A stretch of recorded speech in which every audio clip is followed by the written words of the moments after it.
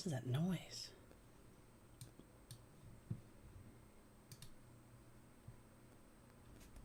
All right, I believe we are live now.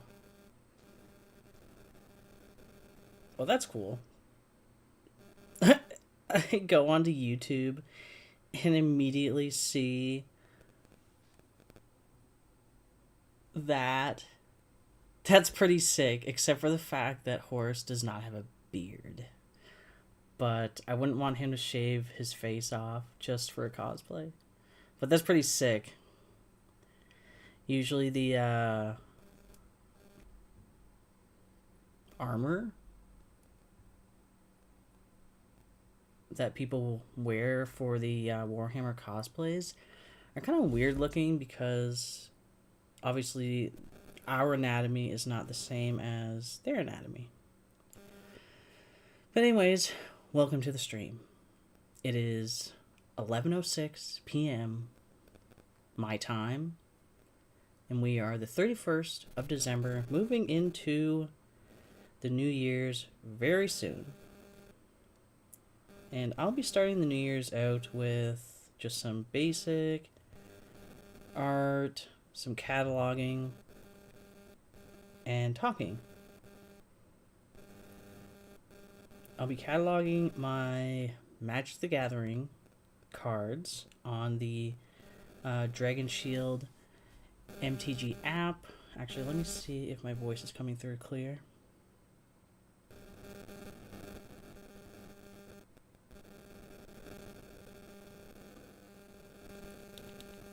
Test, test. Test, test. Okay, so it is coming through. Except there's some sort of weird... Okay, so it is... Except there's some sort of weird... Some sort of weird static. I don't know if because the mic is close to... electronics?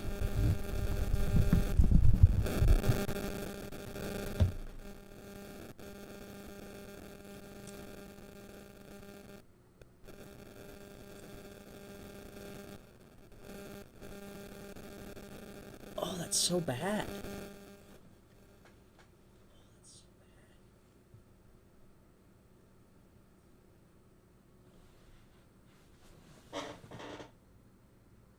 I think it's because my phone was near it.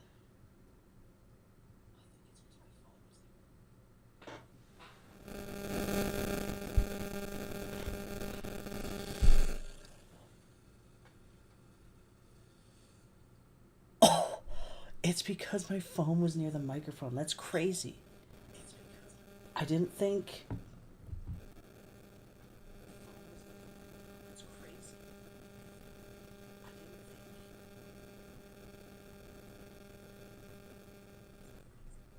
Wow. Okay, I guess my phone will stay way over there. Oh, shoot, but I need it for cataloging. Oh well. It's not like my videos are ever perfect anyways. Nor should they be. Anyways, let's begin. So, 2024, how you doing? It's almost done. I never been one to be like, oh my god, new year, new me. It's me every day. It's just another year, another rotation around the sun.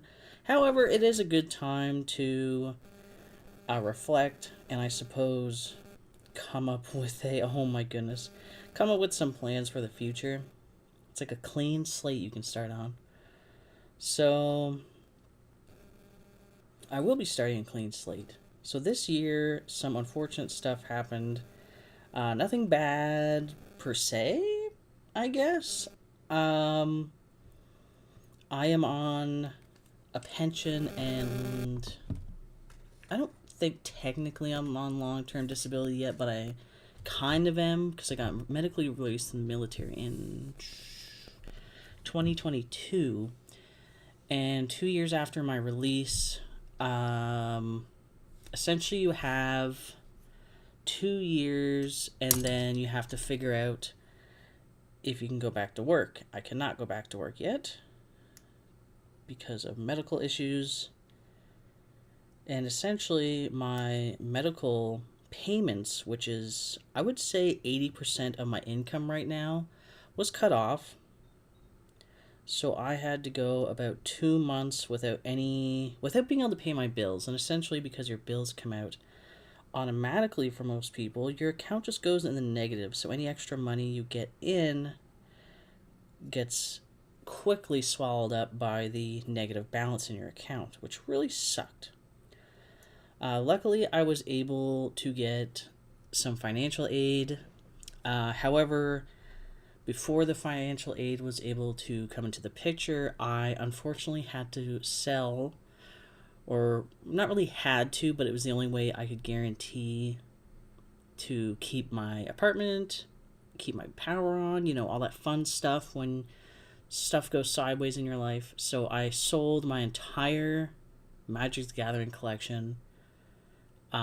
Everything you've ever seen open on this channel, gone. It's all gone. The binders, the drawers, everything. It's gone. I sold it all. I just had to full dip in and sell it all to make enough money for food, for my cat's food, just to keep the power on and the internet on, and to make sure I had a place to live because, rent is important.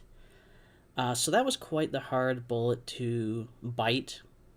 It doesn't really get me emotional talking about it to a camera like this.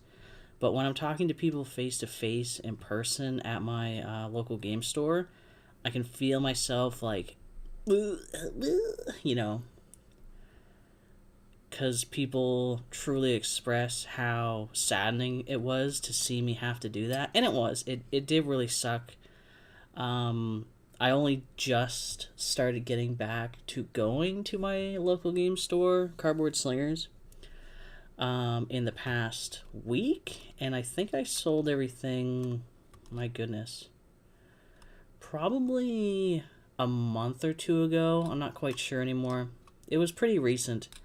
But I couldn't go near the store or really anywhere that had Magic because just looking at the cards, you would see, I would see cards and be like, oh, fuck, man, I used to have that. And then other cards would remind you of other cards, and you just go down this really sad hole of like, I used to own all this.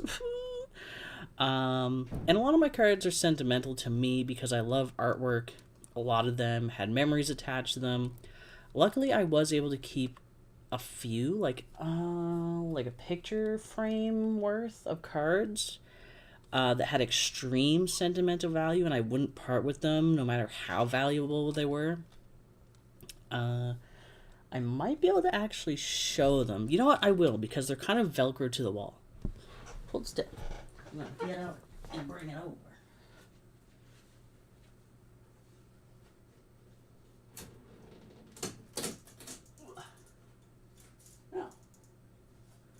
Came off very easily.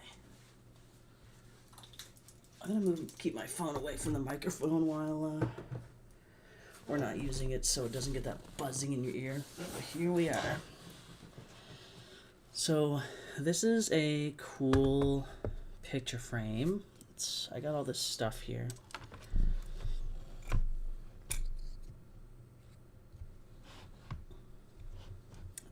But I'll take you off the mount for a second. So, they're kind of all over the place.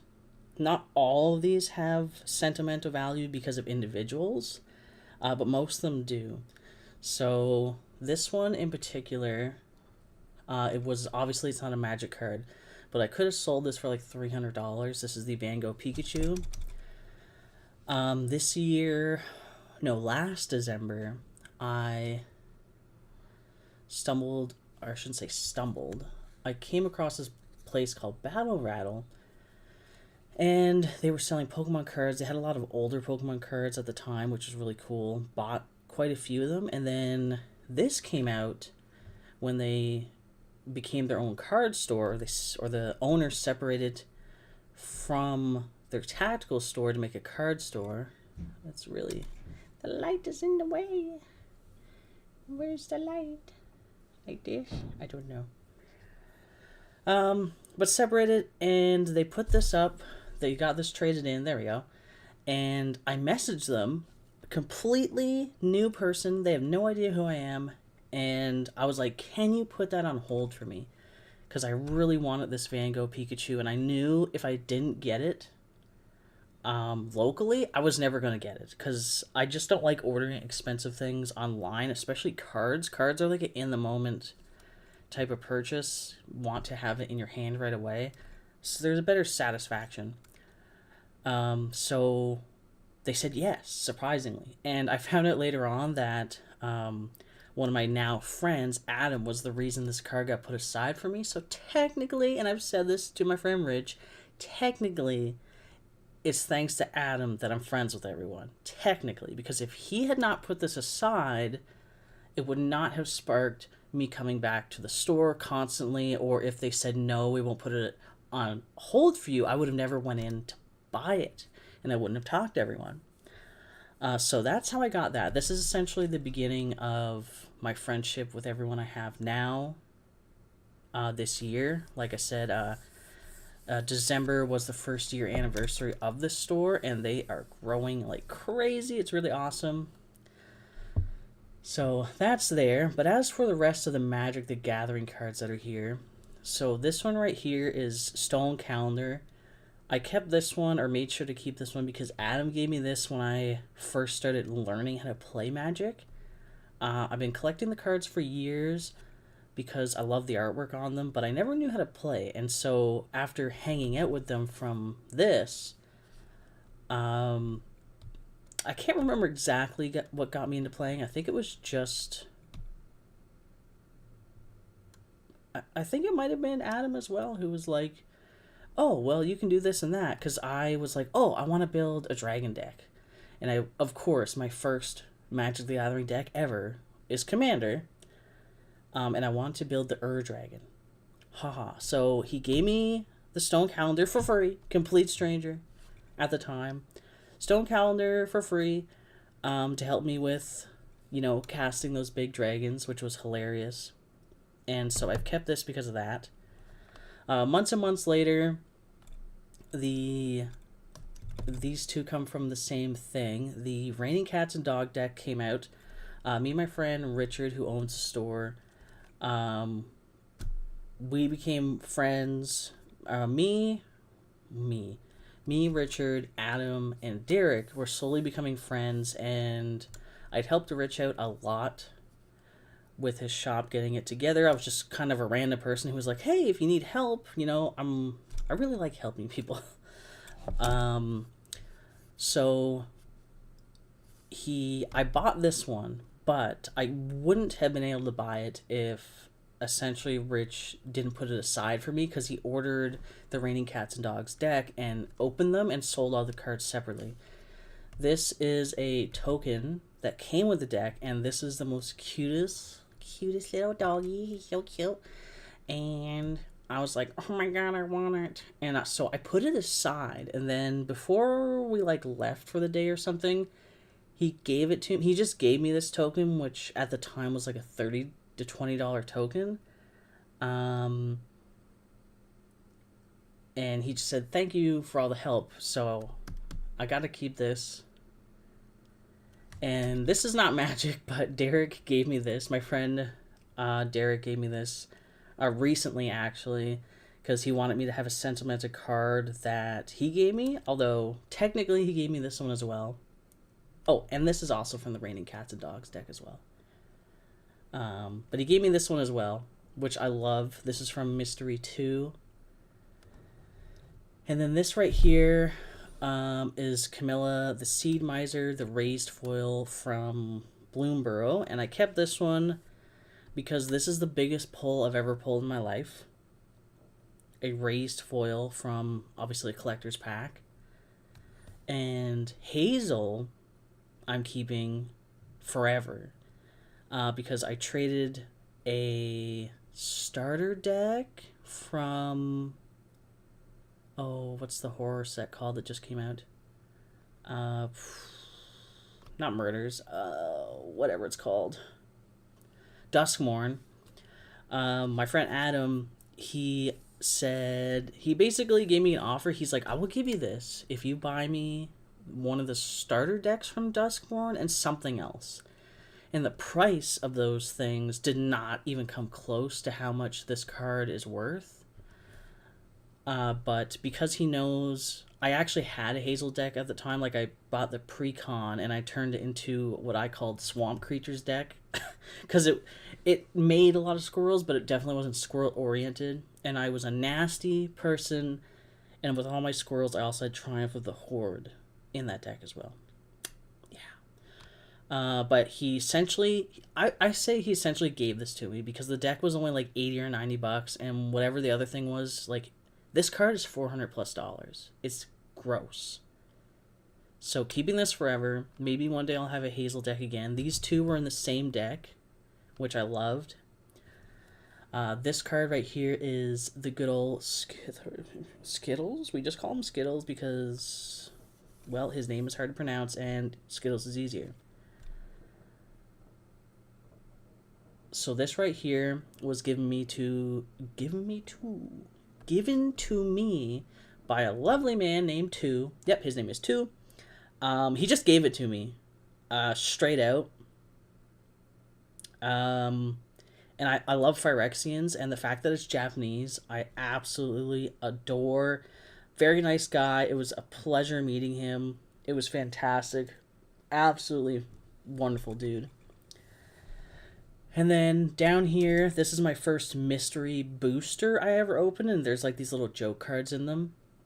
My first mystery booster ever opened. This was my first Commander Masters Eldrazi deck commander. This is the thick cardboard.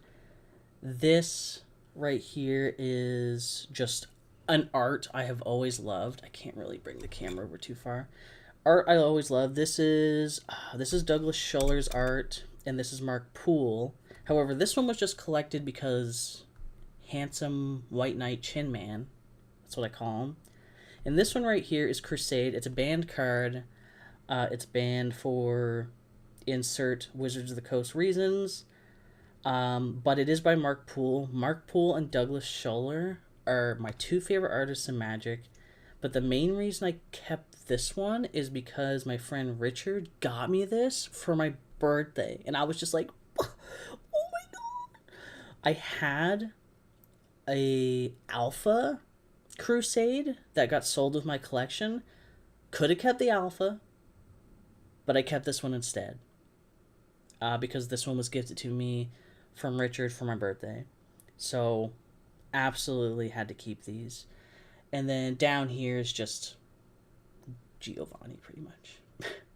Got this one from... Actually, I got these two from the same shop, from Richard's shop. Both of these were graded. I cracked them open because grading is heresy.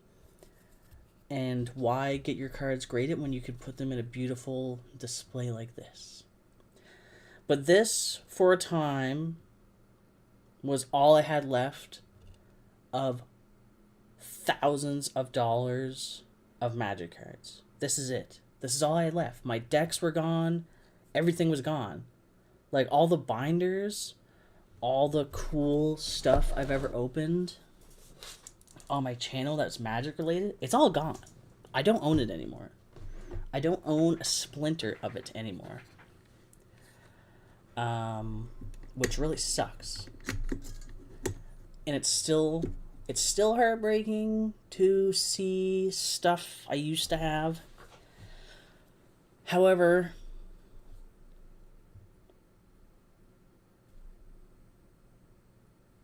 Magic has taught me something, and being back home in the town I live in has taught me something, and that's that although I grew up thinking the world kind of sucks, I've really made some friends and met a community, which is the Magic community,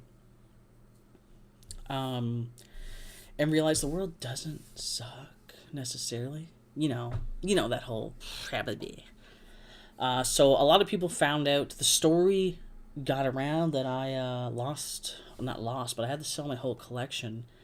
And my collection is now big-ish again, thanks to a bunch of amazing people. And that is why today, or tonight, we're going to be cataloging even past 12. We are going to celebrate New Year's. No drinking, no smoking. We're just going to say Happy New Year. But that's why I'm going to catalog these cards, because I want them cataloged and remembered as cards that were given to me by particular people. I just like holding these things in my heart. I don't like...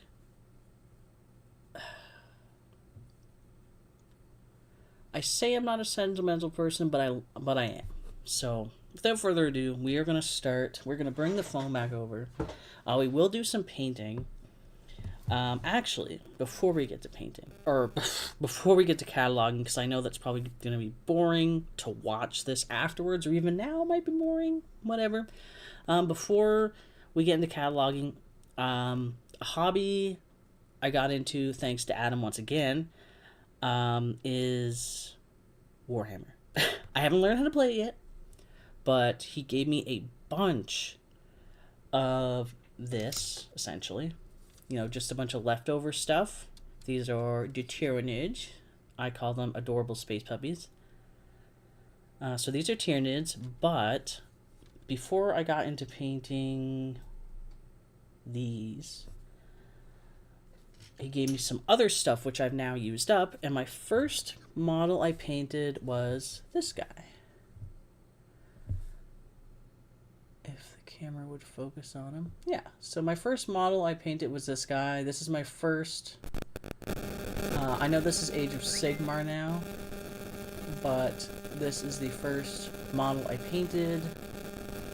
I don't know what that's all about. I guess it's supposed to be shine, but whatever. It was really fun painting this, and I quite enjoyed it. I will keep this guy forever. Never will use him, but keep him forever. So this is my first model I ever painted. And then after that one, I painted this guy.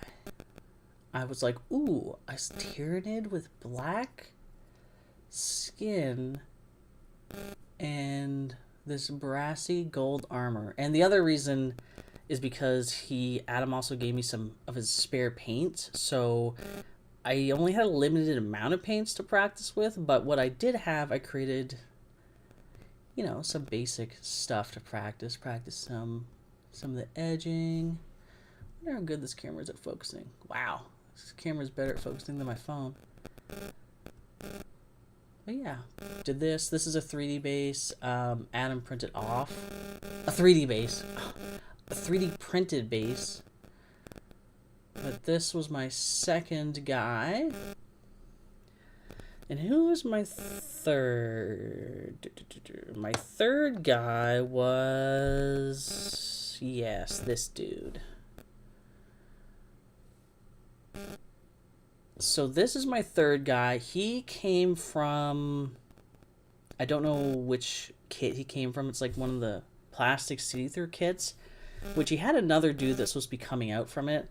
But my brilliant self decided I don't want to use that dude right now, and I just want to paint this adorable little guy. This right here, the resin, was months after having painted this, and this is also my first time testing out the, I think it's called Vanguard or Valhalla, or where's all my paints? Yeah, Valhalla Blizzard. Essentially it's just this mushy white stuff, and you just plop it on, and once it dries it looks like snow. But my whole idea is, if I do start playing, I want all my units to look like they are from or constantly in a extremely frigid, ice cold climate. So that's my third one. Who was second, or who was fourth?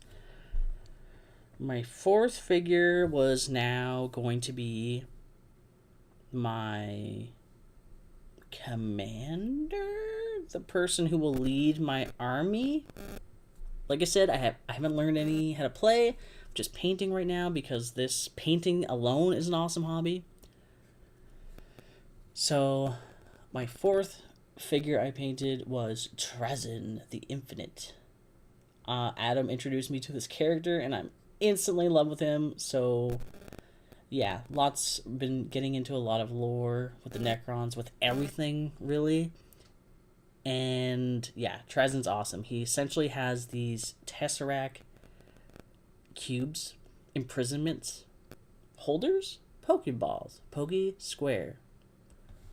And he can hold things inside of it, and he's a collector. He just goes around collecting artifacts, beings, whole monuments that he deems worthy to be historically kept in stasis forever,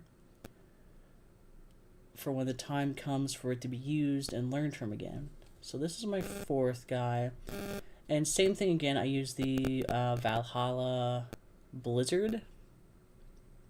Except for the base, this is actually those ice sheets. What is this? Oh, okay, yes. So the ice sheets is actually just top loader. Like, where is it? I must have a top loader nearby. Yeah. I took one of these and I cut it up to fit them to the base. So that's what that is. Glued them on. Well, actually, I painted the blue first to make it look like ice. I put the top loader pieces, put the snow on, and then I actually, once I ordered UV resin, UV curing resin, I added what you can see now. Not sure if you can really see it. It's kind of shiny. Oh, there you go. That glossy bit, that is UV resin. I added UV resin probably a month or maybe like 3 weeks after completing him, to add just a little bit more to his base. So this is my fourth guy. And now my fifth guy... Oh no, my fifth guy is technically this. Now this is where I learned about... Which paint is this? Blood for the Blood God. So that's where I learned about this technical paint, which is this right here. For making like that. It looks so good. For making viscera and gore. So now I want to experiment with blood. Actually, what inspired me for this is the new Abaddon figure that's coming out. It's like 1/6 scale, so it's huge. And it's like $2,000, which I wish I could have, but I don't have that kind of money. But when I saw that he is on a base with snow and blood, and I was like, damn, that looks cool. So that's what inspired this. And I wanted to offset these guys so they're very far off the base, so I can make like a trail, like they had just dug through someone or something, and now they're just leaving this trail of death behind them. And so literally this is just that red stuff, the Blood for the Blood God technical paint. There's nothing else here to make it look like that other than that paint. That paint just straight up looks like blood. So if you're squeamish, you should look away, because this straight up looks like blood. Like, it looks like fresh, coagulated blood. Delicious. Vampire would drool at it. So that's my first time experimenting with this, and this little wire of gooey blood that you see, well, I think you can see it, right there, the little wire of blood, and the little wire of blood right there was my attempt at making little stretching of blood, you know, pulling up, I don't know what you want to call it, gore. That was just me messing around with a hot glue gun. It wasn't extremely easy to do, and that's why I ordered some UV curing resin called Spiderweb something. I haven't gotten it yet, so I haven't had to test it, but that's why I got that. So I can do this a lot easier, because using a hot glue gun sucks, because hot glue gun glue dries extremely fast. So that was my 1, 2, 3, 4, 5. That was my 5th model. Now my 6th model is where I was like, I'm running out of pieces to make a legitimate unit.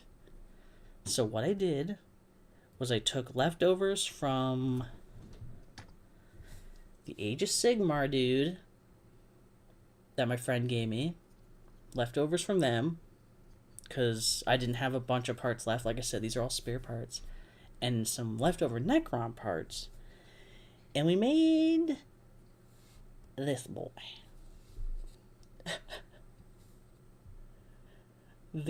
In the parts my friend gave me, he had just these 2 massive weapons, which are not supposed to be on a small unit like this. And now they are. This right here is, I clipped off this piece of the Age of Sigmar dude, and I need to break it off actually, because it's not centered. I need to break it off, put it back. But that's the Age of Sigmar dude's little crown thing. So this was, I think I said, my 6th model. This is me getting Tesseract Glow, I think it's called. Tesseract. Yeah, technical paint. Tesseract Glow. That was my first time messing around with Tesseract Glow. Didn't really know what I was doing, but I think it looks fine. It's not amazing, but it looks good to me, seeing as this is like my 6th model ever painted. And then this base is kind of using all the techniques minus the ice sheets that I learned from my other bases, and then I used green stuff, which I've used before I got into, making and painting minis. I used green stuff to make this kind of step up, so it made his pose a little more dramatic and heavy. And yes, he can stand on the ground, and the weapon is just barely not touching the floor or the mat. As far as I've been told, I may not be able to use this piece in actual gameplay, because it is Age of Sigmar with a usually a Deathmark's head with these massive weapons that are usually on a larger unit. So we'll see about that. My friend said maybe I could use it to represent a unit, except it's being treated as this. Like it might be treated as a regular Necron or a Deathmark. But it certainly doesn't look like one. So yeah, that's my 6th guy. And this was a very recently done piece. A Tyrannid with the blood splatter and an icy base with the snow. I love this. I love the Valhalla snow. Warhammer or Games Workshop, if you ever see this video, you should totally send me or tell me if there's buckets of Valhalla Blizzard I can buy, because I plan to have all my units looking like this. Covered in snow, covered in blood, and ready to rock in the dark future. In an icy, frozen Tundra. And then the last model that I made is... I don't know who's worse for kit bashing. Or I don't know what's worse for kit bashing. This guy? Or... this monstrosity?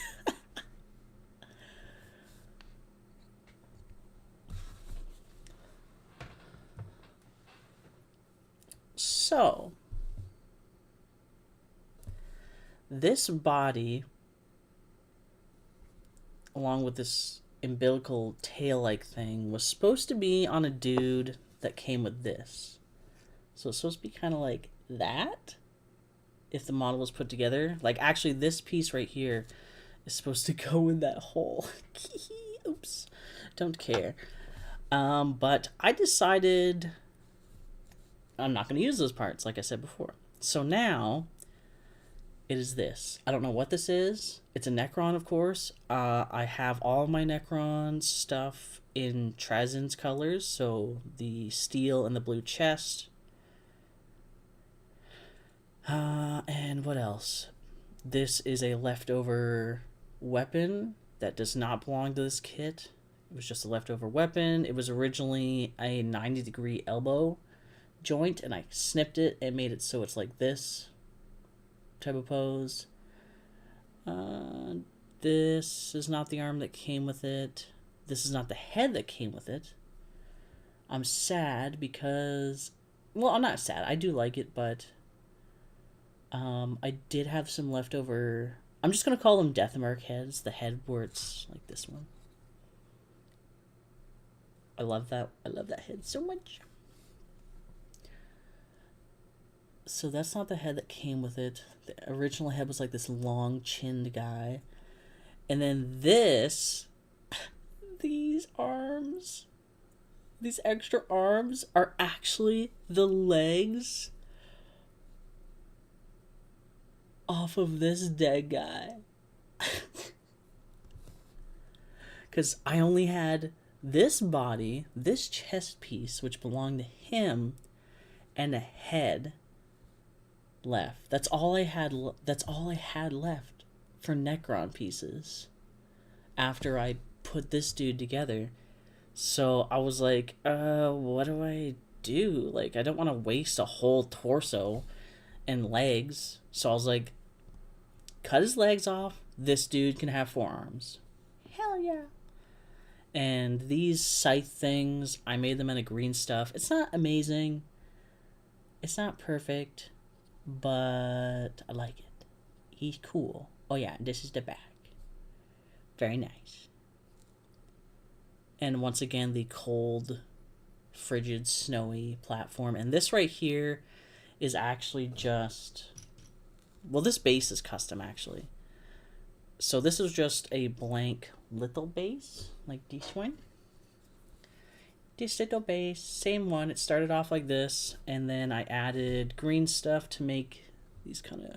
it's... you can't really tell. There's actually some detailed rocks underneath all this, but I was like, frick it, I want all the attention on him, so I didn't put any color really here. So there's some rocks, and then if you look, where is it? Yeah, there it is. See the letters? I didn't even bother sanding it off. I was like, I'm gonna leave it there for the fun. It's literally just pieces of this, not this one in particular, but pieces of the leftover framing chopped up. I use a lighter to melt it down a bit so it's smoother, and then I just use it as these like beams coming out of the ground for him to step on. And then of course he's being held on by some UV resin there, and that little clear dot right there is UV resin as well. It's pretty sick. I really like this. I'm an extremely creative person, so I think this hobby is gonna stick pretty good. My friend tried to convince me Warhammer was going to be more expensive than Magic, and I have to disagree. Not even have to disagree. I can just physically show you how Warhammer is far less expensive than Magic. So that's that.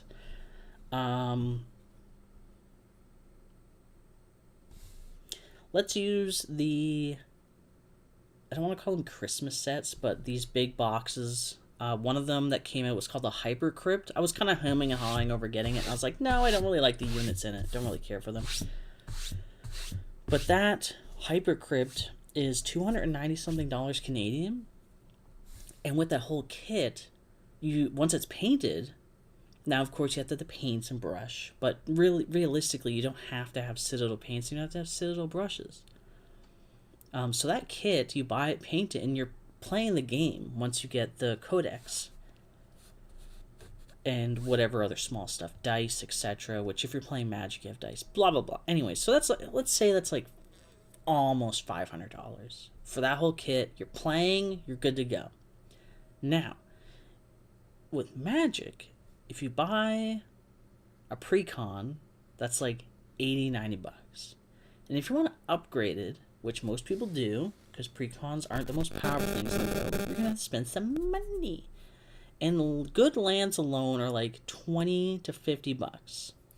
And then if you want to be extra bougie and you want super nice cards or premium cards or secret layer stuff, you're spending like between $50 to $100 to hundreds of dollars. It's like Magic is kind of, at least from what I've experienced so far with buying Warhammer and buying Magic, Magic seems to be like this, for me at least, this never-ending investing where Warhammer's kind of like, I'm going to get this and that, and then once I'm done, I can play and that's it.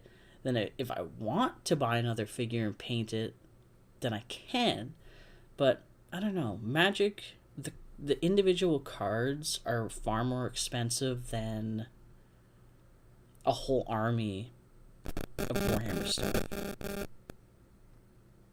At least that's how I feel about it. Anyways, yeah. Ooh, it's 11:48. It's almost New Year's. Oh my god. Okay, so back to the story about having to restart my whole collection. So that frame of cards I showed before, that's all I had left. My good friend Ben, who I also met through the card shop, I had picked out a bunch of cards from his collection. I helped him organize and sort his decent, like, I can't say decently sized, his very good sized collection. And there's a bunch of cards I picked out that I really, really wanted, and I was like, oh, I'm going to buy these off of you. But, you know, I got to the point where I couldn't buy anything because, well, that fun stuff happened, which made me have to sell my entire collection. So, some of the more, I don't even remember.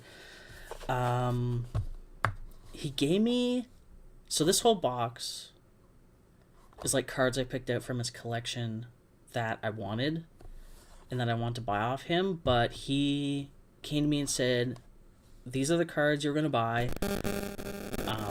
Most of them are in here.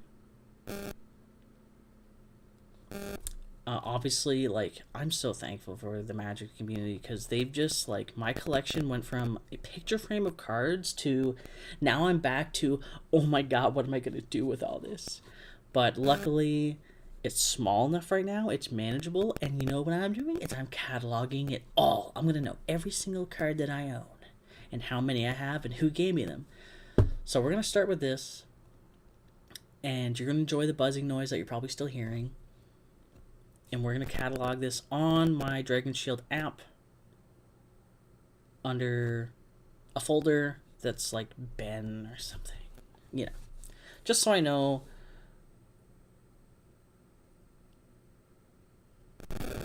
Just so I know, like, these cards came from who. So we're going to go to Dragon Shield app. I prefer the Dragon Shield app over the TCG app. Why did I prefer it? I think it's just because the TCG app's folder managing thing is a bit obnoxious. I don't like it. And yes, my phone's been like this for a while. Don't care. So this is the 2024 collection. These are cards I've acquired myself this year so far. Whether I bought it or whatever, but now we're gonna make folders. Like we're gonna make, and we're gonna use hearts for all of them. Oh my god.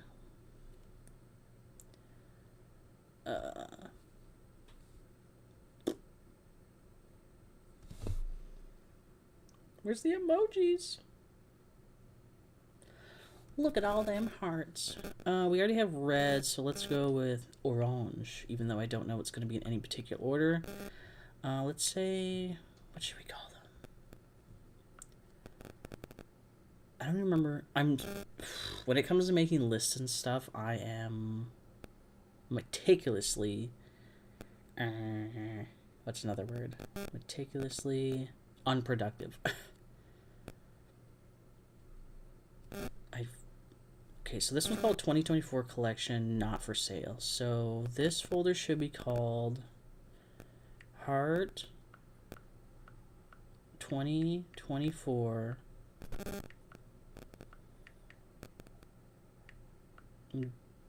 Ben's Gifts. Change. And what do we want? Oh god, what's that creature that gives mana burn back? I want that as it, because he plays this mana burn deck, and it's hilarious. I find it amusing to play against it. Is it like Valg? No. Valgaball. What if I do this? It is... Oh, text. Oh. Unspent mana? I'm pretty sure it was red. Let's see. Fuck. Text.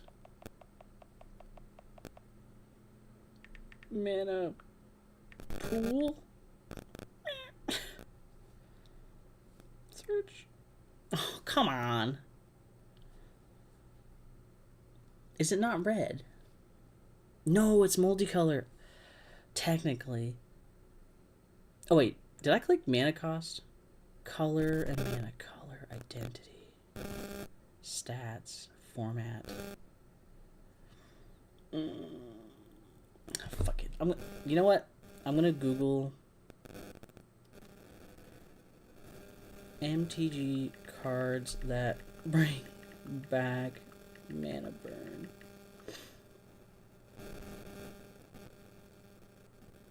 Wow, I was so far off from its color identity. I could have sworn it was all red. This frickin' thing.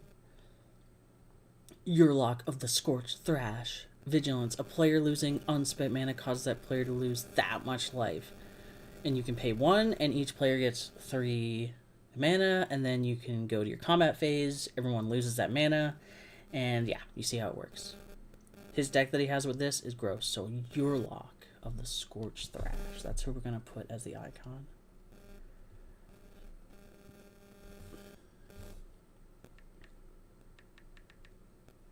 Did I spell that right? Probably not. Search. Oh, man.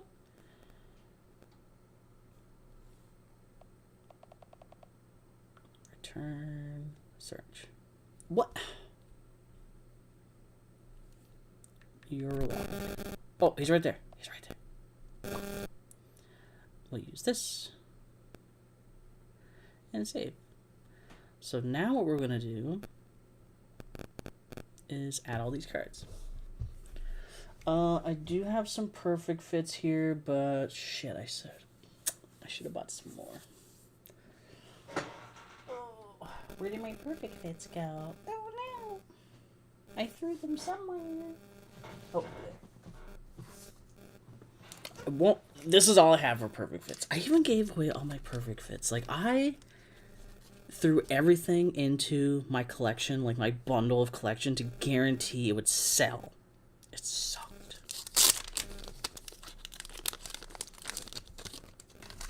So these are all the cards he gave me. know what? We're just going to put these here. We will be painting tonight.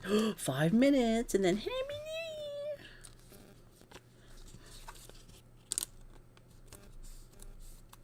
Year! Alright, so... Oh yes, the other reason I wanted this one over TCG is I'm not sure if TCG has the ability, but so it says the price you bought the card for. I like putting that in so I can see how it fluctuates. Not that I'm going to sell these, but I just like having that information. So it's in okay condition, and I paid 0 for it. It is foil. And then we go save. There we go. So now, when I want to look at my collection, I can go, oh, the cards Ben gifted me, and this one's in it.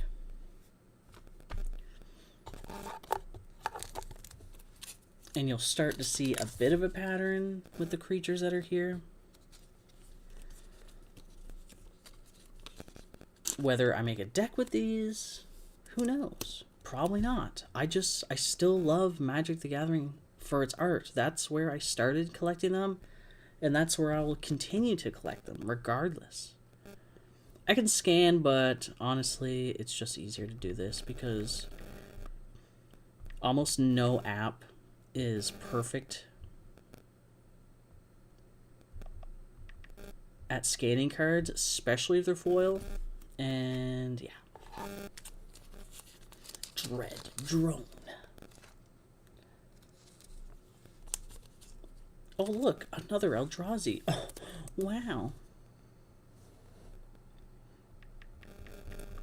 Dread Drone. Foil, 0, and boop. Just like that.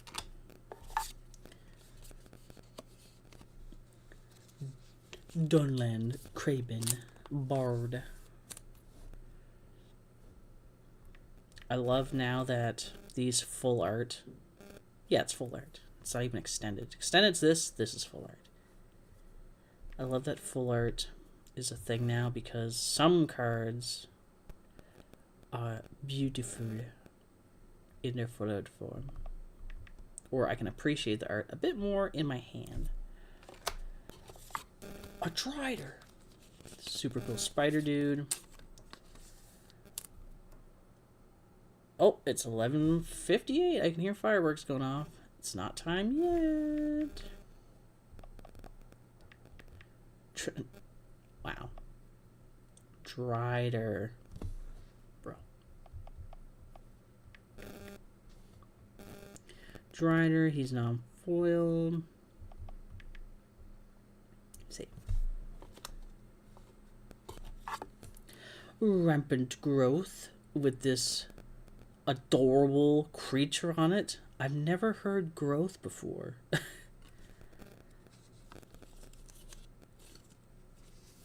It's such a cute artwork.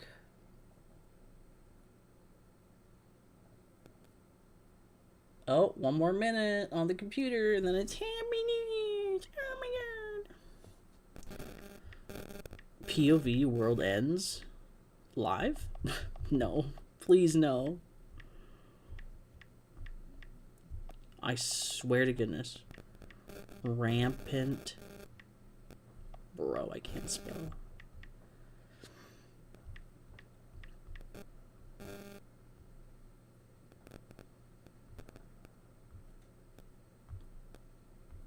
Mirage. It's not foil.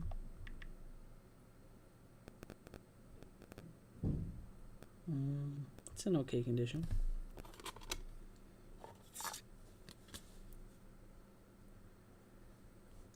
Nim Lasher. Happy New Year's! Whee! Oh my god, it's 12!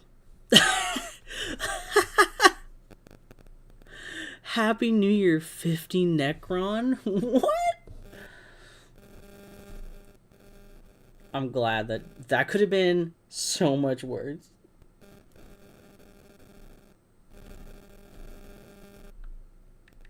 Happy New Year, lol. It's exactly 12.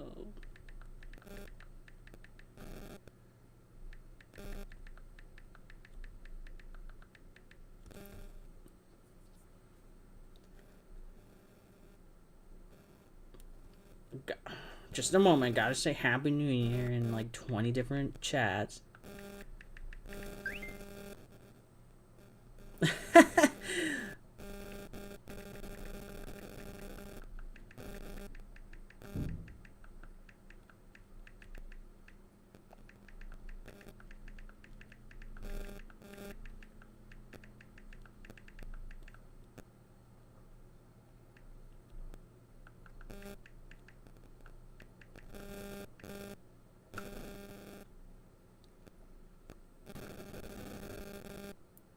Oh my god, I like these new. Wait, there's celebration, isn't there? Happy New Year. Happy New Year.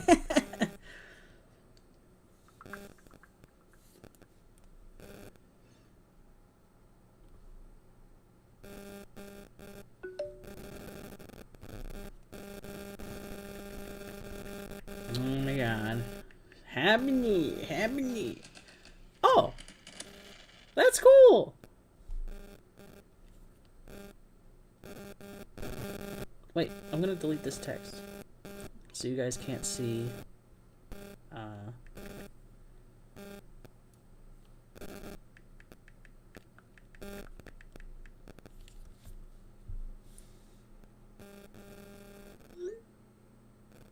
Oh, it didn't do it.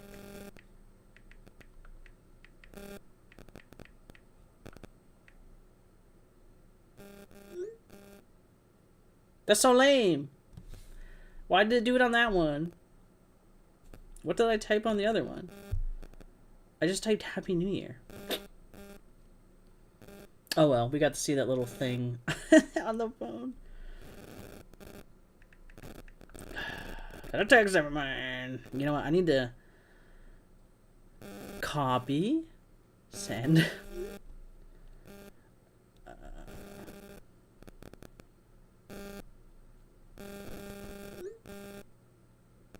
It only did it once. Maybe it's the first person you message. I don't know. Happy New Year, Happy New Year, Happy New Year. King Theoden has spoken. What? Oh my fucking god. Oh my god. Wonder if my friend... So apparently there, if you watch one of the Lord of the Rings movies at a certain time and blah blah blah, someone in the Lord of the Rings will be like, and so it begins at exactly 12. And I'm like, did he actually do that shit? Who else? Happy New Year. Happy New Year. Happy New Year. Can I put my phone on Do Not Disturb? Focus?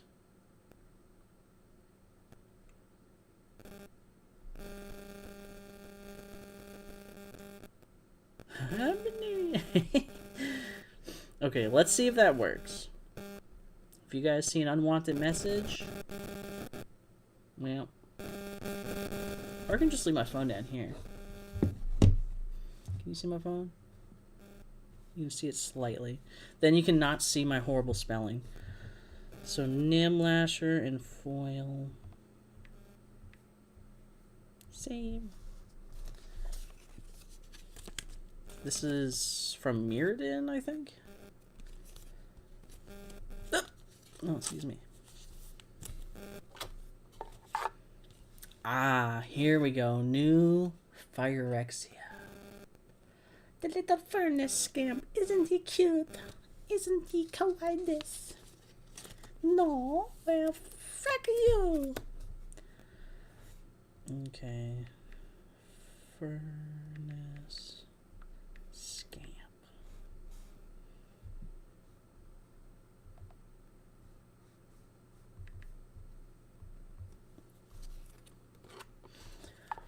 Goblin Flinger. Tap Goblin Flinger deals 1 damage to target player.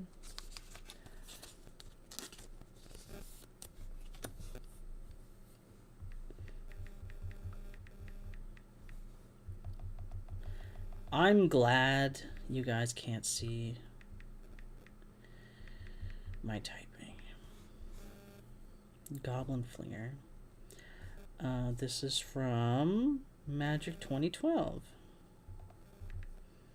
And I'll say he's in pretty good condition. I'm gonna try scanning some of these. Poison Dart Frog. He's just a little guy from Ixalan or Lost Caverns of Ixalan. Look how cute he is. So cards like this, I'm gonna full art as well, which is kind of like, you got all these cards for sentimental reasons. Now you're gonna damage it with paint? No. If I put paint on it so it's full art, that means I love it. Love it even more. Actually, I'm going to try scanning it because if I type all this, I'm going to be here for a while. So, oh, there we go. Poison Dart Frog. He is from Ixalan and 0/0. He's not foil and save. And just like that. Now, we do have optimal lighting, so scanning may be a bit easier. Ooh, Tezzeret's Gambit. I am sad. So this card, you know, brings back that thought of like, oh man, I used to have so many different Tezzeret cards, but we'll get back there eventually. So Tezzeret's Gambit, that's the right edition. 0/0. Save. Just like that. Just like that. Oh my god. Oh, what is it called? No, what is it called? Oh, it's the dumb video of Yoda singing a weird song. Something Stick? I don't know. Vermin Gorger. Sacrifice another creature. Each opponent loses 2 life and you gain 2 life. Very awesome card, as well as some dope art with this vampire and a bunch of rats. Love it. Vampire Gorger. It is not from Jumpstart. It is from Modern Horizons 2. And yeah, I'm sleeving.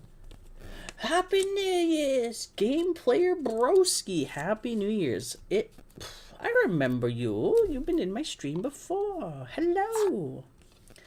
I think this thing, yes. It can detect what it is. Ooh, but it's not English. War the Spark in Japanese. It's non-foil. Bello. Bello. Hello. Bonjour.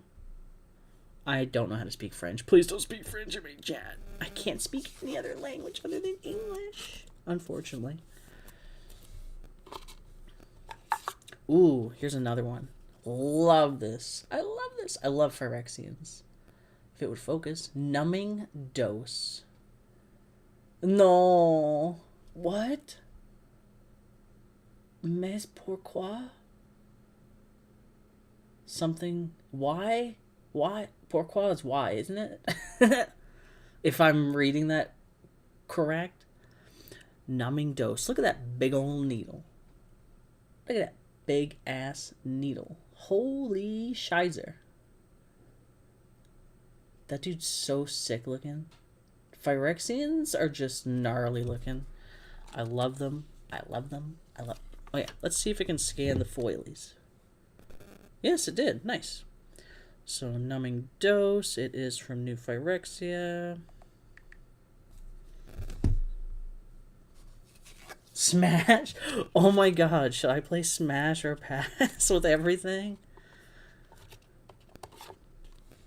Zurin Orb. Sacrifice a land, you gain 2 life.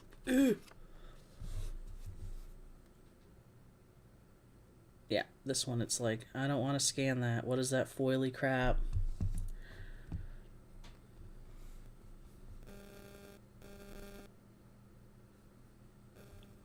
Uh-oh. Did I add him? Yes. No. Text. Zurin Orb.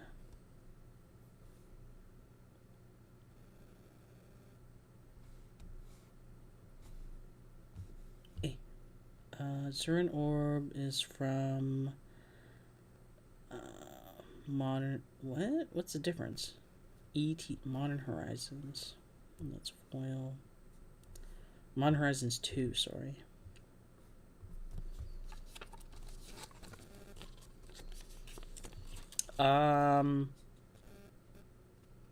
Pass, because it's a big giant orb on a tree. Storm the Citadel.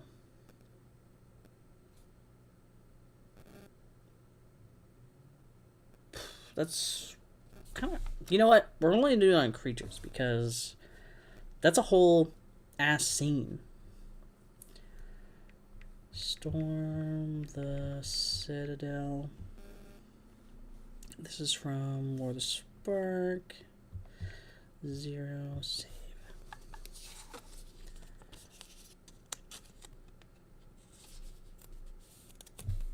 So the reason I'm sleeving these is because these were given to me by a dear friend after I had to get rid of my entire Magic collection. So these mean a lot.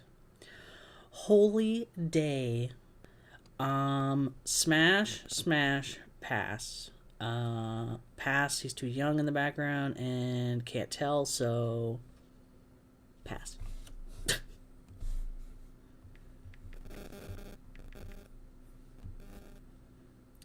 Holy Day from 9th edition.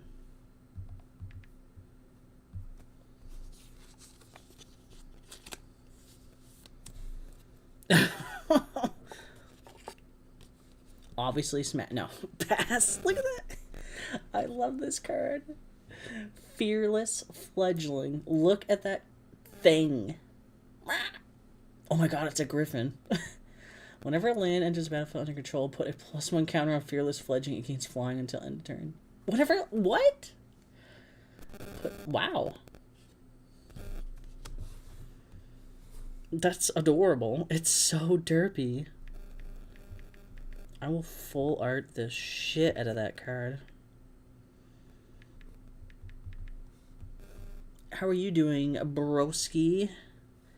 I would say it's been a while since I've seen you, but it's also been a while since I streamed, so that's that. Zendikar Rising, yep.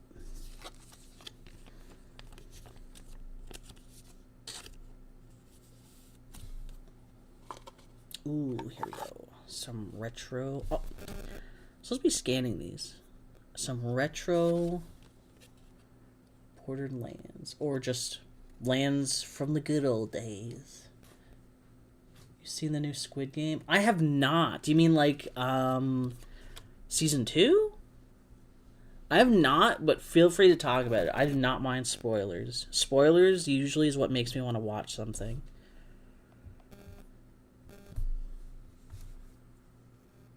Wow, that was fast. It is a forest, and it's from... Oh, dear, that's a lot of forests. Yes, yes, yes. Oh, my God. Oh.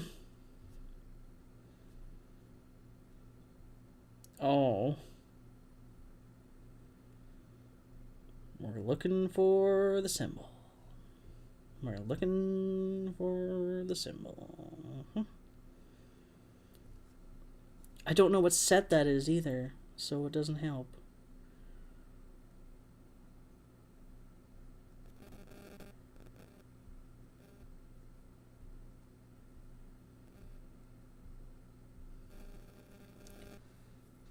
Yeah, so it all starts when. Bum, bum, bum.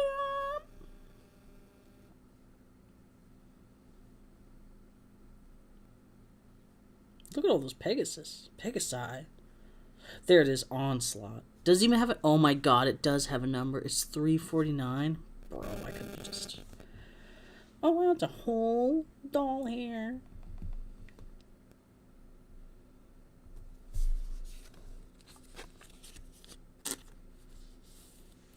Just look how photorealistic that forest is. It's amazing. And then we have... Oh, this forest is from... Scars of Mirrodin? I think.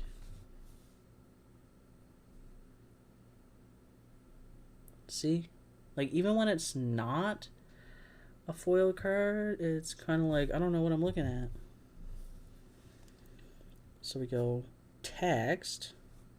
Oh, no. It is... Oh, we can actually search by artist. Mark.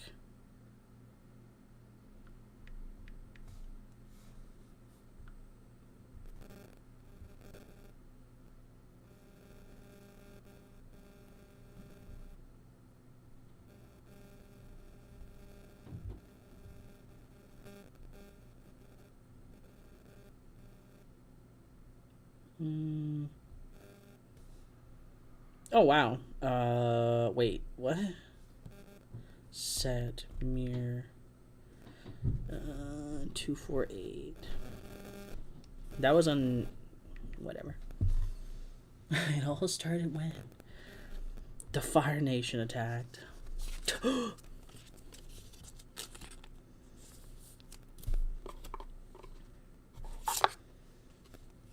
This is a cool layout. It's a lot different from the original borders, but it is neat, and that artwork is beautiful. So what if we... Forest. Then we do this, and then we do this.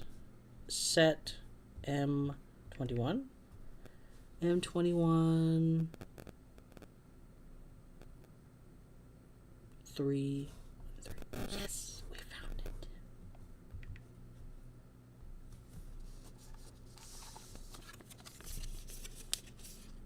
Lands. Oh, what was that? It felt like a little yuck gunk or something. There's like a thing in there. Boink. Thankfully, I do not hear any fireworks. Look how amazing that is. Omen kit. So we can go planes, click on planes, set, and that is also M21, number 309. 0, save. Howdy. Wow! Who's that person with the Lucario icon? Oh my god.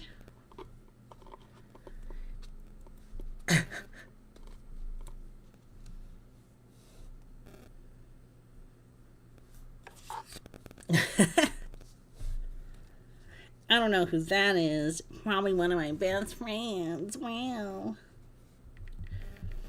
I'm currently cataloging all the cards Ben gave me. And yes, all the cards you gave me as well will be cataloged as well. in a folder just like Ben's, where it says 2024 Ben's gifts. It'll say Lucario's gifts. You know what I mean. You know what's supposed to be there. M21 310 30 30 310 30 30. Oh, save. And if you hear any crackling, that's because my phone is too close to the microphone, and apparently that's still a thing. I thought that problem went away a long time ago. Douglas Scholler, amazing, as it should be, because my name is Lucario. Says so on my birth certificate. Of course it does. It says Lucario.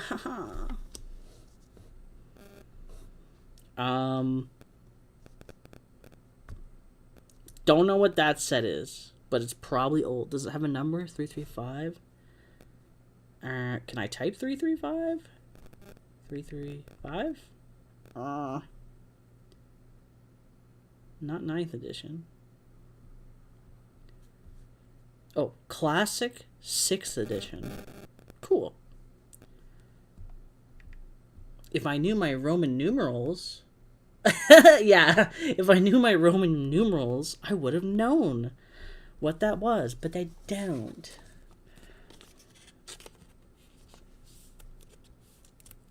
Shit, did I just add that? Oh, fuck. I should be able to organize this. Look at my dope broken phone. I should be able to have this organized, so... Oh, how do you do this again? No...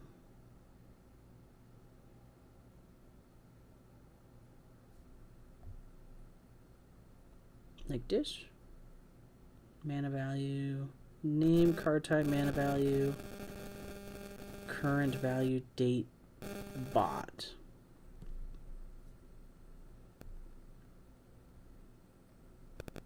What?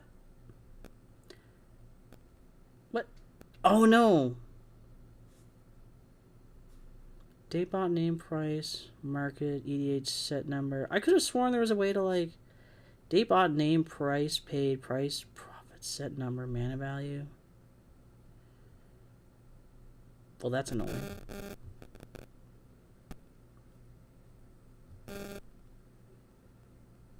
Oh, God. Look what you did. You distracted me. Ah, the static. Look at this shit. I'm going to put the phone really close.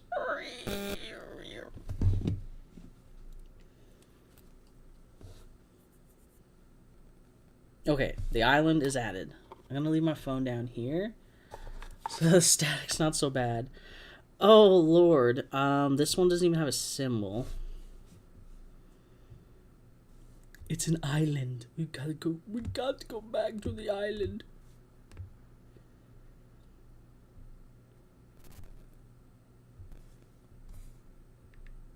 I only know that because of Webby.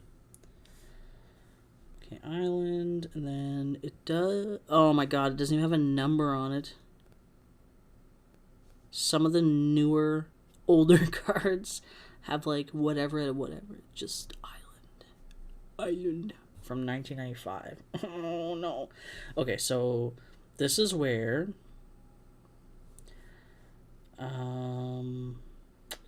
being able to search by artist helps.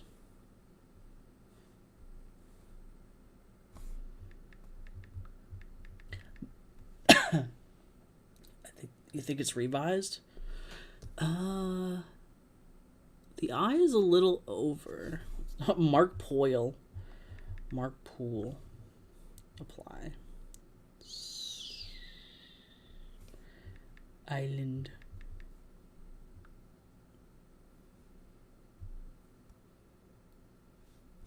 What? Mark Poole Island. Tropical Island? No. That is not the same. What the hell, man? No. Oh my god. Pfft, I wish it was a dual land.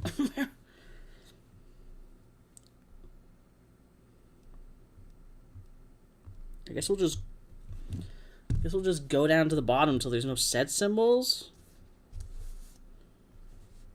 You think it's the alpha and revised look the same and have no logo to different... What? Oh, I remember we had that problem when someone tried to trade in a card. You said it might have been revised? Revised. So... There isn't really no number on it? There really isn't. Okay, so... It's not... let's see.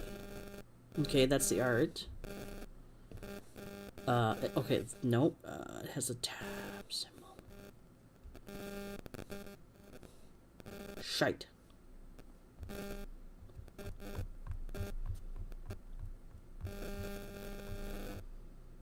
Revised. If it has a tap symbol, maybe it's the... This one? No.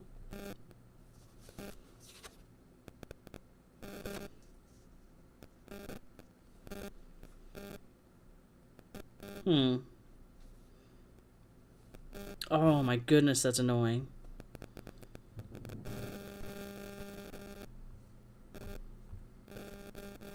I hope I don't have a...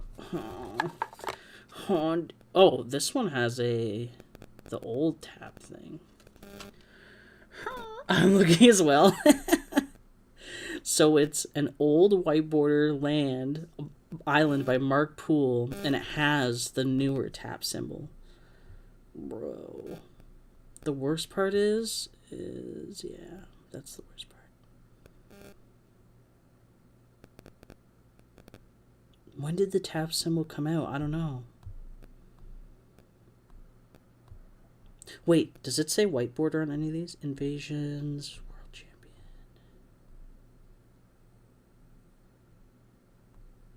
Let's go to the bottom. Collector's Edition, foreign white border. It's not foreign. Foreign black border, revised, summer. Foreign black border. Brah.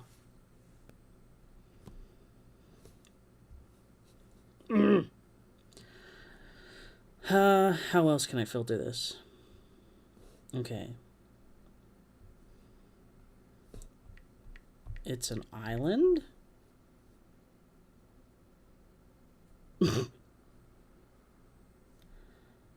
Text. Can I add tap symbol? Major land. Format, rarity. Bro, like that's all I have. It's just Mark Poole. And Post Malone? What?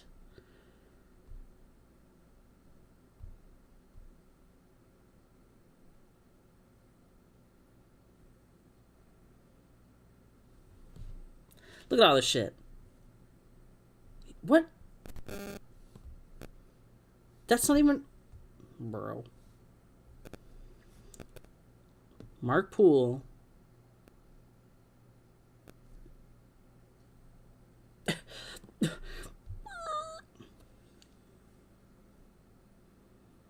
That's annoying.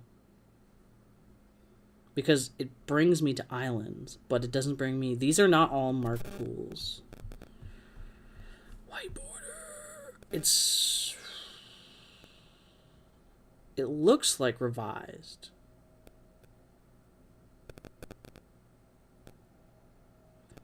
We're going to be here all night. It's not 4th edition, or it would have the symbol.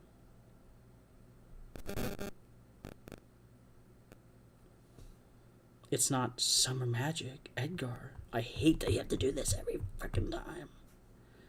So... I think I'm just going to have to, like, Google this. Ridiculous. Absolutely ridiculous. Mark Poole...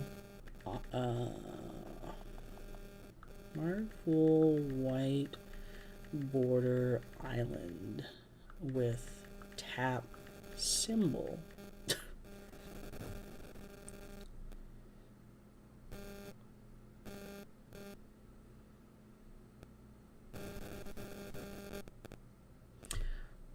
No, that's not it. That is not the right island. Tap symbol, tap symbol.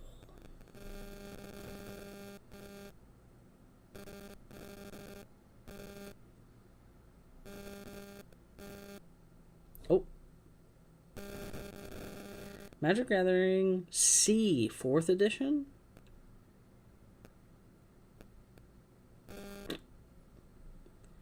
It does not show a set symbol. This is bullshit. But it's like, who would have guessed there'd be so much of this shit that cataloging would ever become this annoying?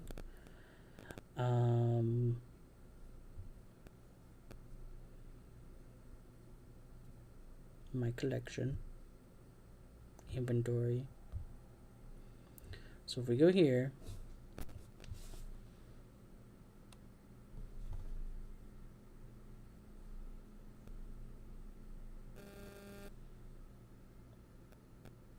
foreign white border? No. No, that's not even English. Okay, well, let's go down to 4th edition, and hopefully that's it, because what the hell? Shouldn't spend this much time on one card. 4th edition. Is that the tap symbol? Okay, I think it's 4th edition.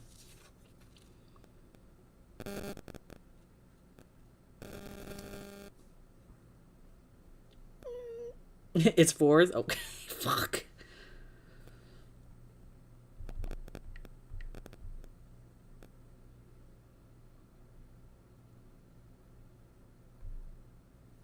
Wow. Time for this one. Oh, no. What do you mean, wait, no? What do you mean, wait, no?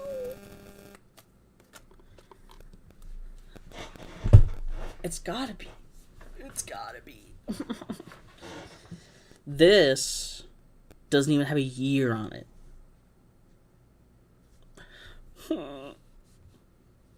It's also by Mark Poole.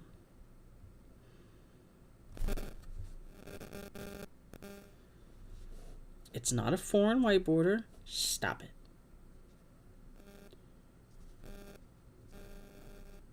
Okay, yes, it is. Okay, awesome. We both came to the same conclusion that it's 4th, so I'm just going to say it's 4th. So this is... It has the old tap. It does not have a year. Lord help us. Tropical Island. Like, what's... Oh, it's... No, it's not beta. I wish when you tapped the card or the set type, it would just bring you to the set type instead of this shit. Okay, it's not alpha. It's not beta. Unlimited, maybe? That's not the right island. Oh my god. Sent a pic in messages.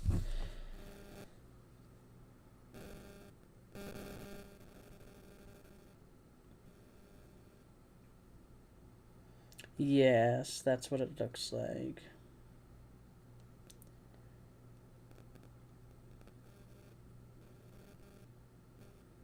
I swear, Googling this shit half the time is easier than trying to search it up on a... Okay, so Mark... Oh my god, I can't spell. Mark Poole. White Island. White Island. White Border Island. Island. No year.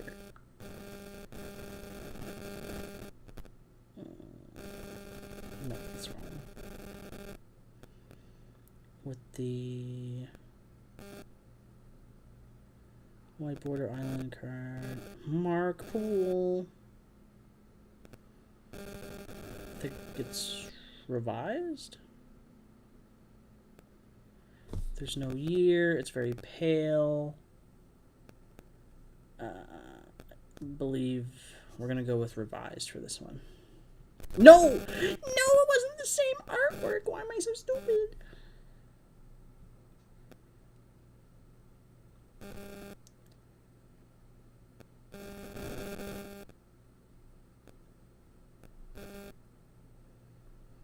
I'm over it.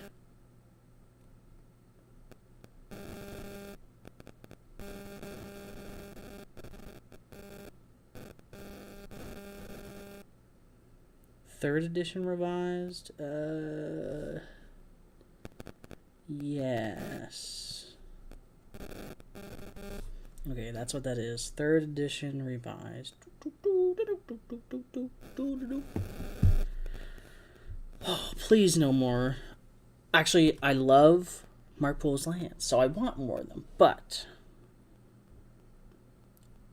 getting older cards... Shit, what did I say? Did I say third edition revised?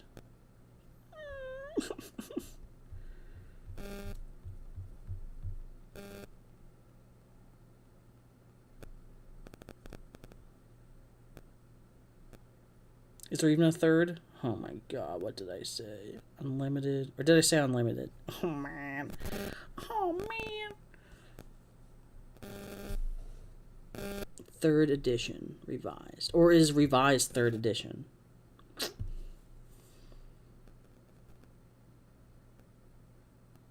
Where the heck is revised?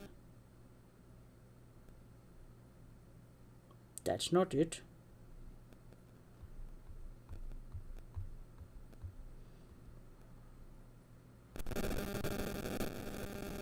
There we go.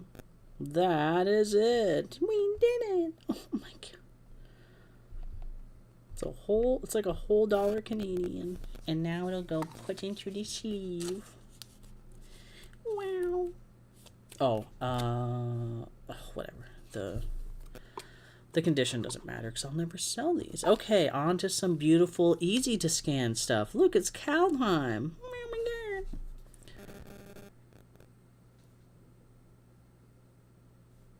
I don't know why it's having such a hard time.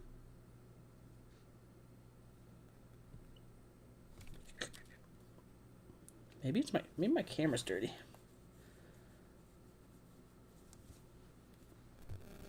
Okay. Yep. Okay, so that is 2570 and add.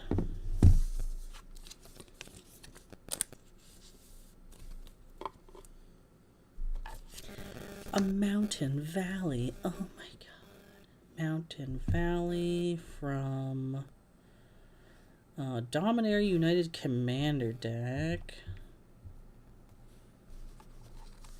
Alright, I'm head out. Night. Happy New Year, Lucario. Thanks for dropping into my stream. I appreciate it.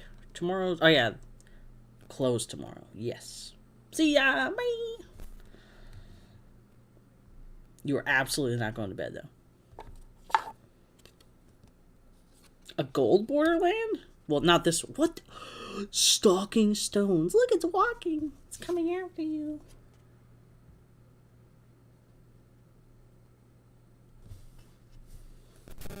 Anything if you're brave enough.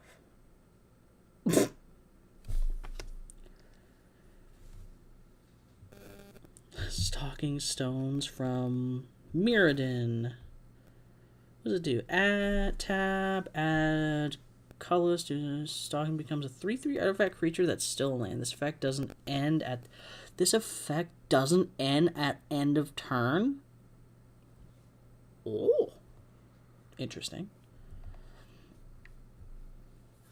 Not necessarily a good thing, because if someone decides to destroy all the creatures, well, guess what? How much land do you have left? Is this a sign? No. Ooh, Berlin. Magic Worlds Berlin World Championship, August 2003. That's cool. So this is not actually signed, I don't think. No, it's not. But essentially this was used in a winning deck, I believe. Worlds... Actually, 141. Okay, yeah. Well, thank you, Ben. I haven't actually looked through all these cards yet to see what he left in there. So a lot of these, except for like the slivers I looked through, which I hope I put the back in here. Except for the slivers I looked through, I don't actually know what's kind of left in here. Holdout Settlement. Tap an untapped creature control. Add 1 mana of any color to your mana pool. That's nice. Holdout Settlement. Oops. Yes, that's from the right set. Yeah, I'm gonna have to buy more perfect fits. Temple of the False God. From Scourge.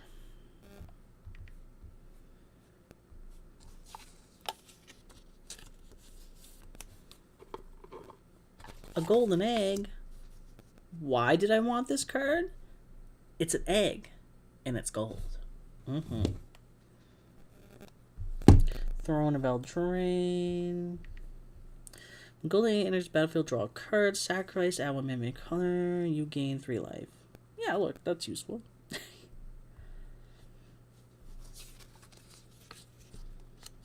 That's an interesting... Oh, Herder. I read this card as Harder. Elvish Harder. Target creature gains trample until end of turn. Summon elf. So it is elf tribal spell.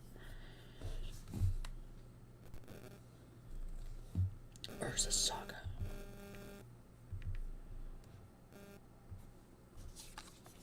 Oh, here's some cool things. Here's some neat things. I don't know if these will even show up. 1999 World Champions Tokyo, August 1990. Is that so cool? I have 2 of them. But will it know what it is? I don't think so. Like, what? I don't think...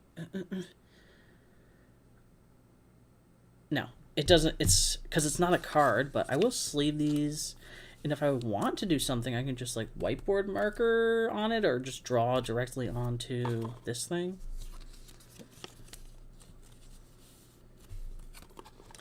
Oh my god, yes. Stickers. Do these scan? They must. Oh my god, they do.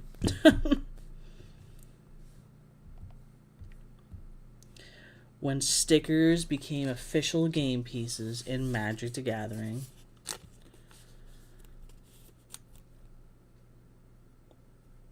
Beautiful.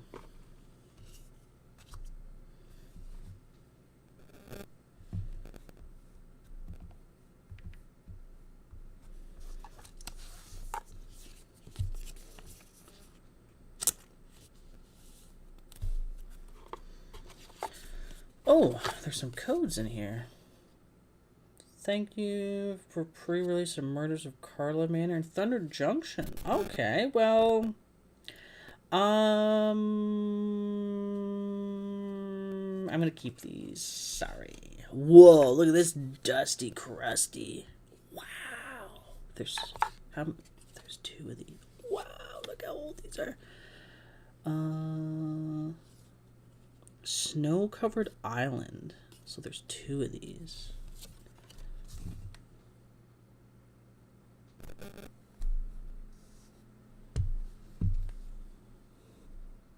It is... No, it's... Oh, I can see the symbol. It's just really hard to see. It's from... Ice Age? Is that what it's called?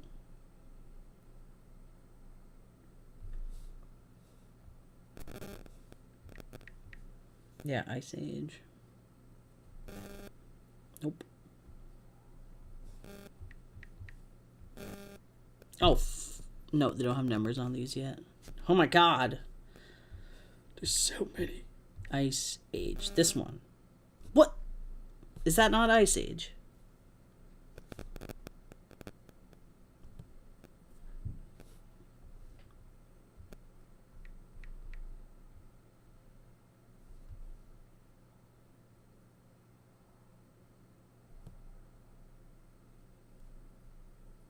I'm confused.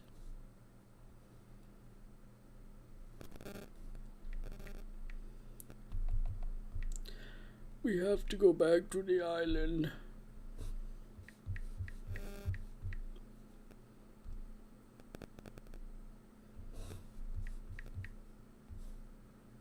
It's not that. Yes, that's a set right there. But what the frick?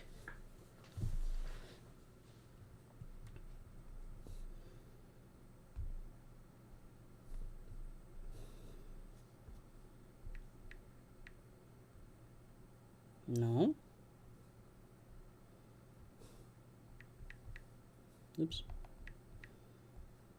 And it's... Confusion. Okay, so we're just going to go artist. Anson Maddox. Maddox? Maddox. Apply. Search.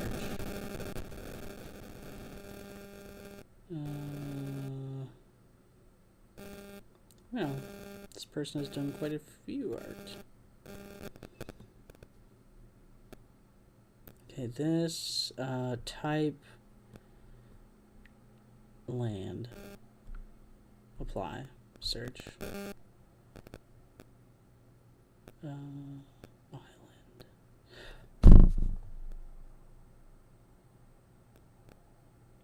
It's because it's a snow.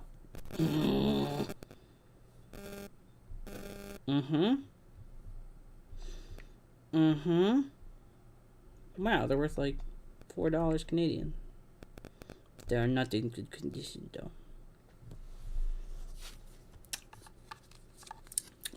Yep, that's why I couldn't find it, because it's a snow-covered island. Snow-covered. My favorite type of lands. The snow-covered type. And I put 2 of these into the thing. Now, we have snow-covered forests.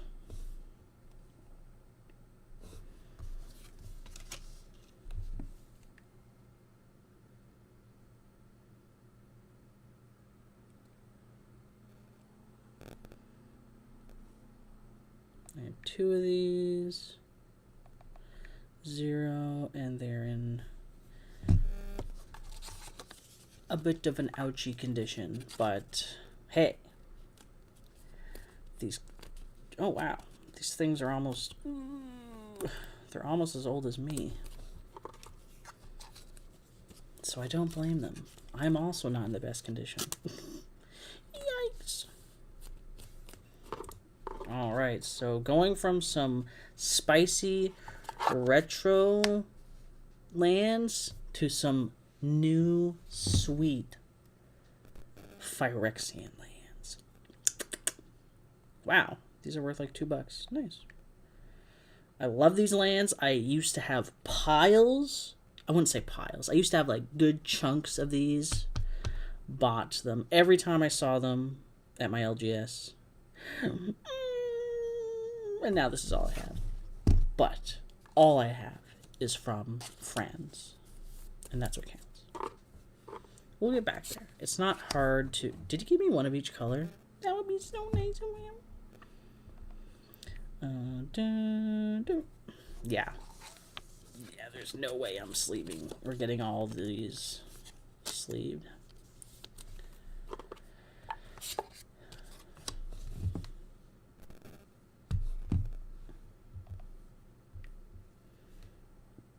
Save.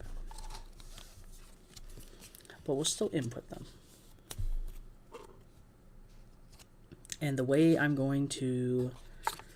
Oh, he did. He gave me one of each color from what I've seen so far. So what I'm going to do is have like a box where it's like cataloged, and then a box not cataloged, or an area where it's like cataloged, not cataloged. So I know what's been put into the app and what hasn't been.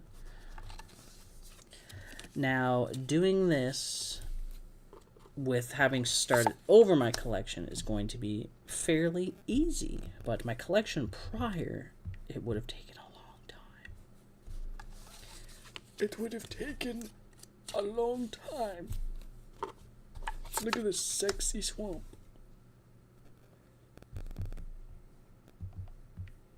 Now that I cleaned off the lens of my camera, it's able to scan them much better. Who would have guessed that a clean camera lens would help with that?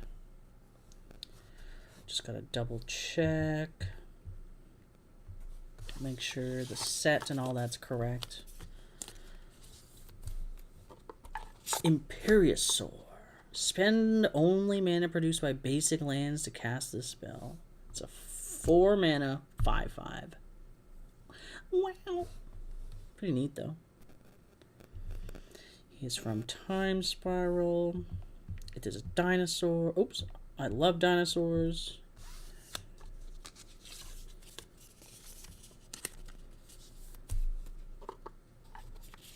Draykeeper, Elf Druid. When Draykeeper enters the battlefield, create 2 Squirrels. Very nice.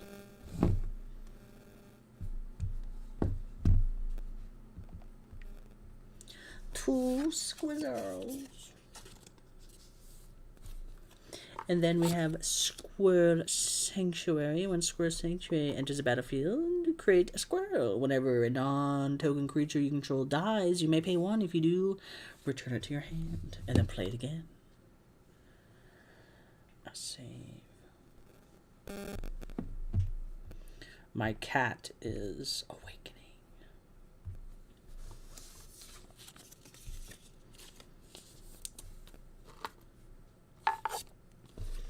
Wood elves. Come into play, searcher. Yes. 8th edition. Save.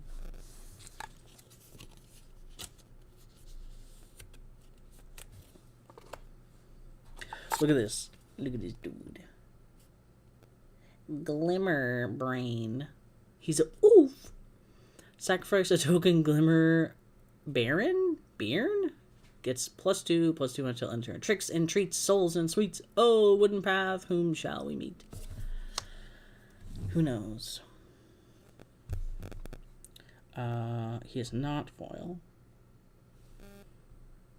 It is 4/1/3.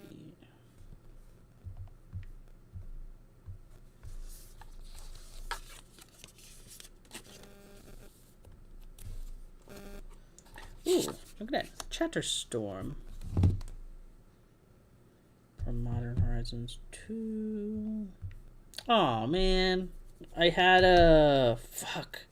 I think it was Chatterstorm or something. Involving squirrels. That was pretty old and foil. Sad. See, that's the thing is like... It's so bittersweet collecting again. Then there's just this dude who's just a bug. Choose target permanent you control or suspend card you own. If that permanent or card has a time count on it, you may remove a time counter from it or put another time counter on it. Choose target permanent you control or suspend a card. Remove or put one on it. Isn't that interesting? This little guy can help you get your suspended cards into play faster. You just have to tab them. That's it. It's a time bug.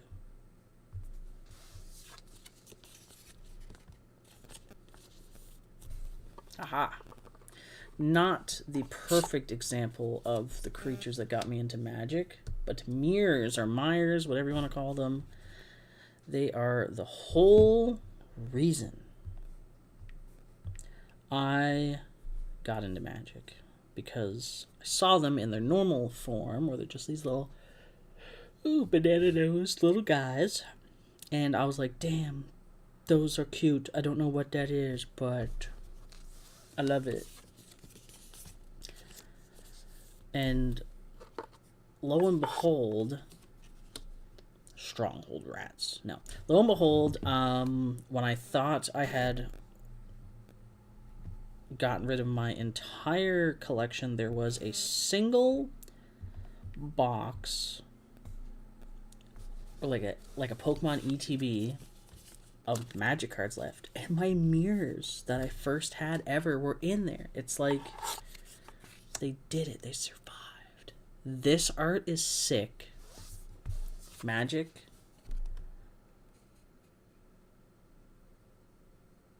Bring back this art for the love of God.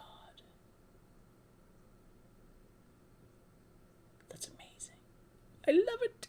I love it.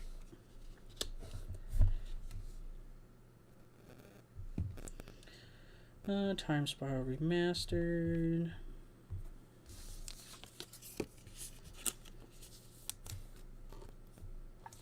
Black Cleave Goblin. He's hasty and infectious. Infect. I would have loved to have been playing Magic when that shit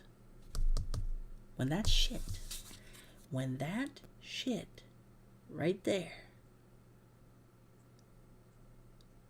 was on a pre-release night.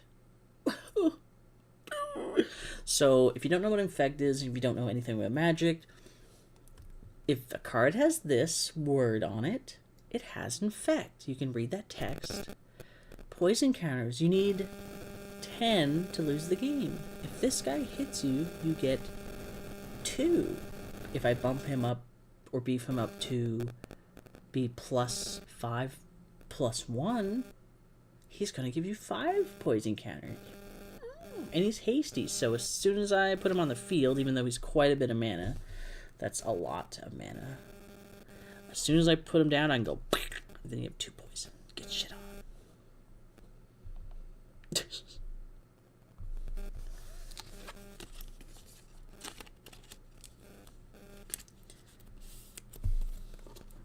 Toxic Nim, another Infect card. Regenerate, so another boy, not from the same set, but it's new Phyrexia. These are my favorites. I bet he got... I'll be surprised if that card is not changed to be a Phyrexia now, because a lot of older cards, Phyrexians, weren't a creature type when this set came out, but now the newer cards have Phyrexian on them. And, like, look how dark that is. It's so good. I love some of the new art. I love a lot of the new art, but look at that shit. It's so grim. Look, it has Infect and Lifelink. Ugh. Gross. Gross. Love it. Mirrored. Okay, that's Mirrored Image Siege. This must have been a horrible on pre-release. Horrible. Just awful. Then we have this. Oh, there it is. This set, I had a squirrel-related card in. It might have been Squirrel Nest and Foil. I think that's what it's called. But it was from the set. Each player sacrifices a creature. Just 1 black, sacrifice. Innocent blood. Oh, so nice. Oh yeah, I see. Oh, you see this in the corner.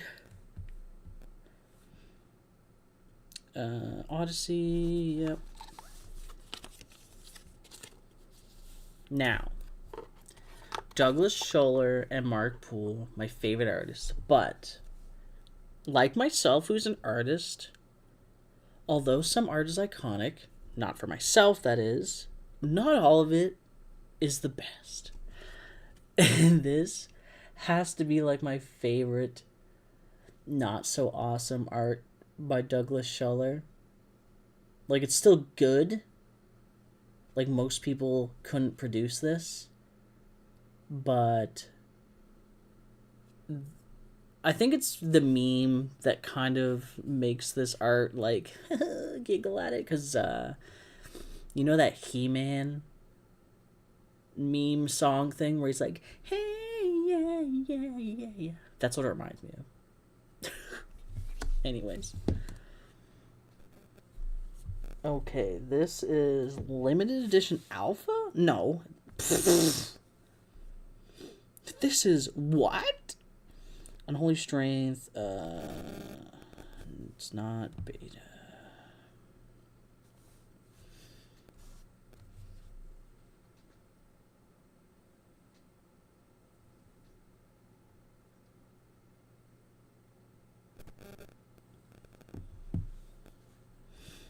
It's not a foreign white border, you turd.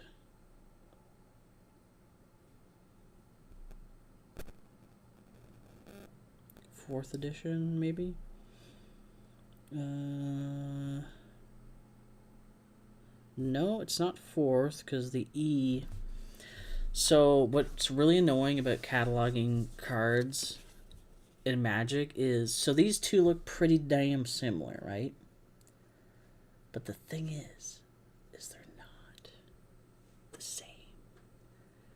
So the E on this one in Enchant is like over this way.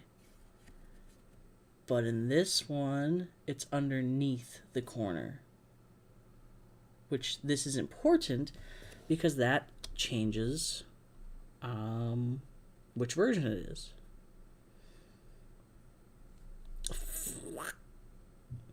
Scan. Yeah, Unholy Strength. 4th. It is not 4th edition. Get out of here. 5th edition, maybe? Nope. Urgh. Keep clicking on the wrong one. It's not alpha. It's not beta. Unlimited? No. And then, like, for example, in this one, the unlimited, the text is like that, and yeah. It's not unlimited. I can't see why it would be collectors. No, it's not collectors. Collectors, nope. Foreign white border, no. It wasn't revised. It's not that. Oh, wait, did I check revised? It is revised. Okay. It is revised. Not in very good shape, but that's okay.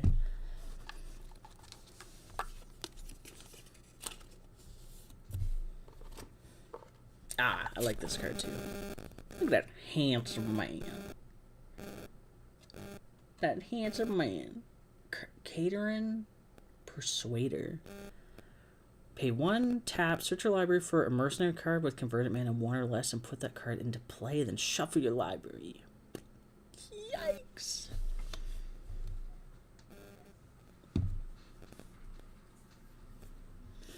With mana cost 1 or less. Interesting.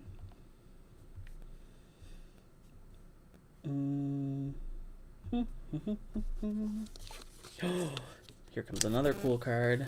You guys can kind of see them over here. Drudge Spell. Look at this.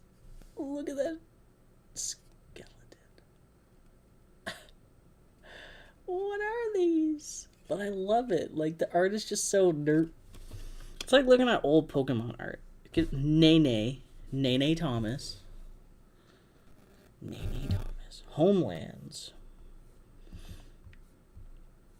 It's save. Yep, we are running out of sleeves. I was a fool to think I'd be able to sleeve everything with this pile. Sanguine Guard. Crying Babyface. Phyrexian looking machine.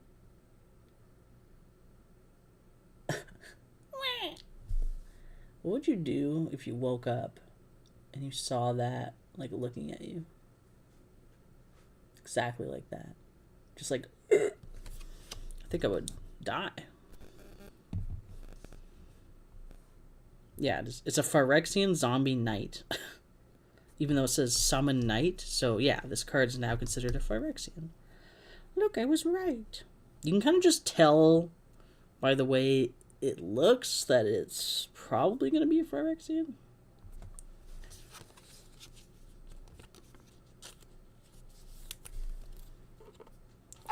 Corrupt. This is Urza. Yawgmoth brushed Urza's mind and Urza's world convulsed. Look how dope Urza looks there. Like, what the heck is he wearing? Looks like he's trying to be a space marine.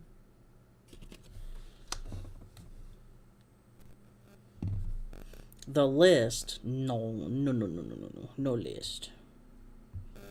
Urza Saga. Although I do like the new art, it's very... The first word that comes to my mind is like mechanized. And I don't know if that makes sense.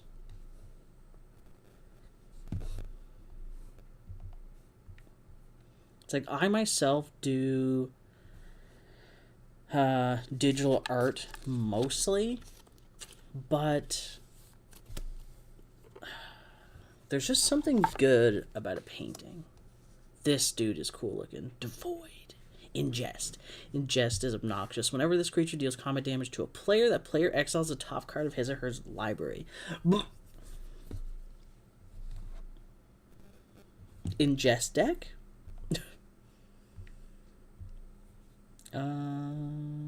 Yes.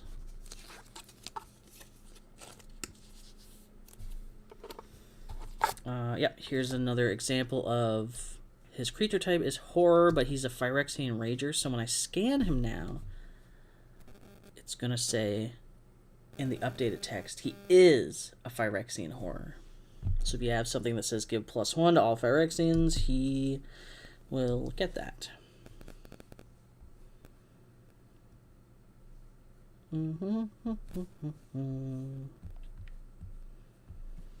Look, Ben, give me all my Phyrexians back. Ooh, look at this boy.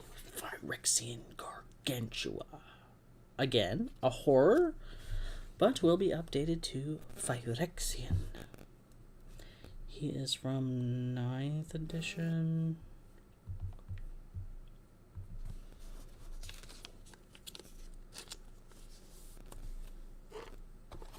Razor-Tooth Rat. I love rats. Razor-Tooth rats cannot be blocked except by artifact creatures and black creatures, aka it has the ability Fear. From Weatherlight. Interesting. I don't think I've ever seen that symbol before. Well, obviously I have, because I picked this card up personally, but I've never seen it other than the cards that are in this set. Men and rats both hunger, we for our playthings, they for us. Wow. Oh, the next one is so cute and sad. It's lab rats. From Stronghold.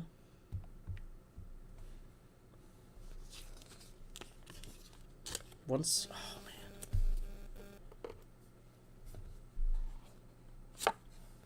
Another Douglas Schiller.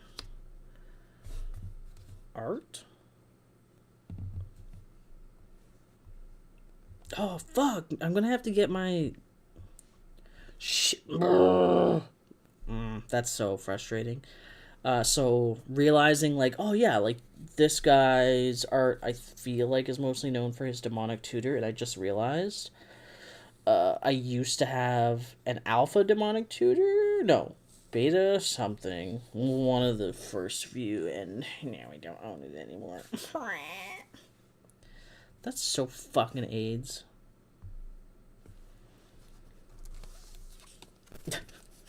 Genuine frustration. Phyrexian Broodling. Look at these little guys. Sacrifice a creature, put +1 counter on Phyrexian Broodlings. Amazing. From Urza's Legacy.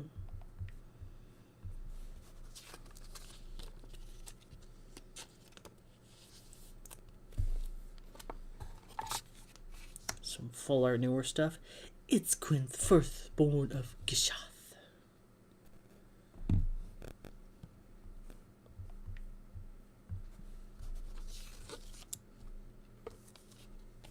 I think I might stop once I run out of these, because I feel like a good way to figure out what I've done already is to see what collection is in Perfect Fits.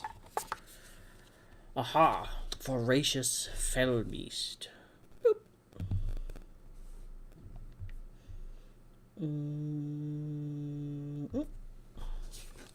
Oh boy. It's the Aids of the Magic world right here. Mirkwood Bats. Whenever you create or sacrifice a token, each opponent loses 1 life. Oh.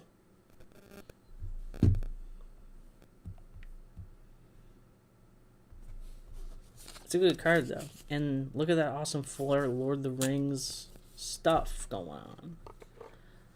Ooh, look at this! Look at this! Look at this! Assassinate. Pringled, as per normal. Maybe I can get it without this dude. It's like not bloody. Where is it blood? No, his mouth is like leaking oil. I'm pretty sure. The rules of old Dominaria kept assassins on retainer. However, the true loyalty of these masters killers was always to their peers. This elite community survived the fall of the old royal order. Wow.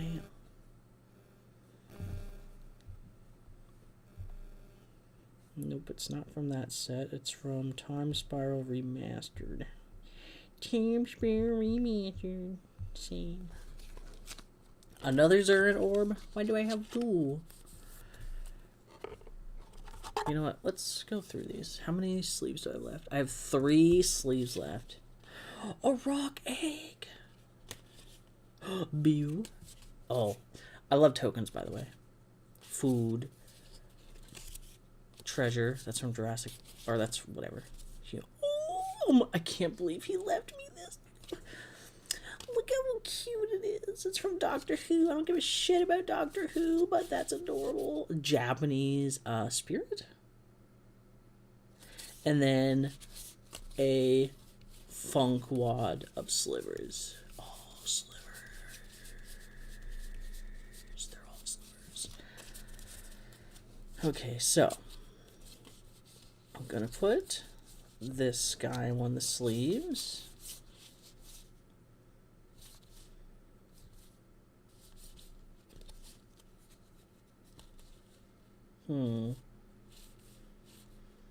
I'm sure there's a correct choice for the slivers, but necrotic sliver because it has Yawgmoth's mask on it. These will all get sleeved eventually, so sit down.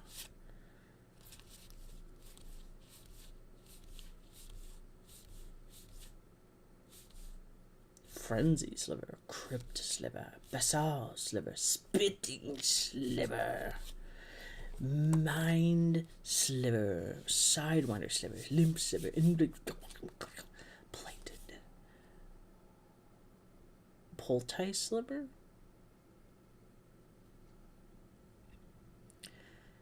Its broad claw suggests a chitinous shield, but in fact it conceals glands that secrete a remarkable swift healing agent. Talon sliver. Looks like a tattoo. Ooh, what's this for? Sacrifice, search your library for basic land, reveal it, put in your hand, that show. Traveler's amulet and armored transport. Prevent all damage combat. We'll choose this card to be sleeved. Scuttling sliver. Oh, oh my god, I just realized Broski was back. Smash, smash, all smash. Smash all the slivers.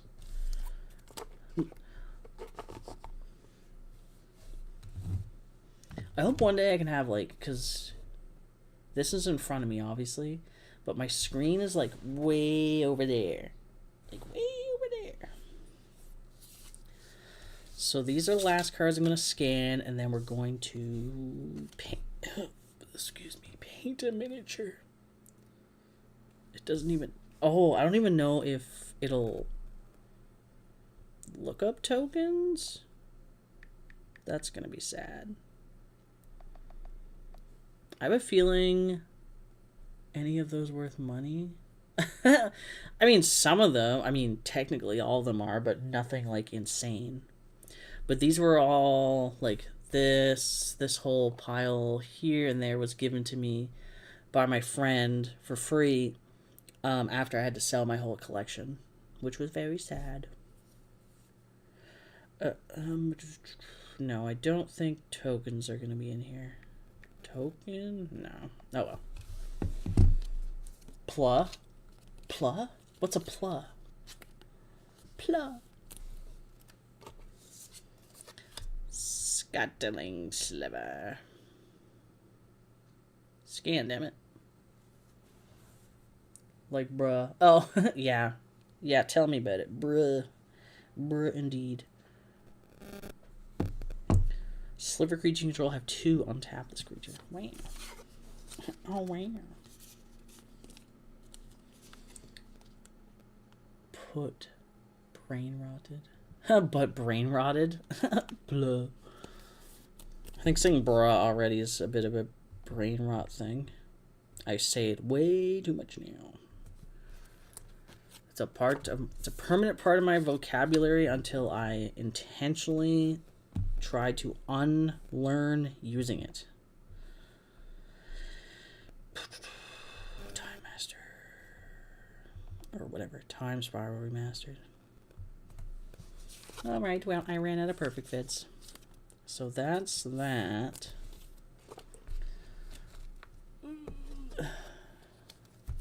Okay, now I'll paint. There is a Tyrannid. Look at these. Look at these. Some of these are brand new. Some are very old.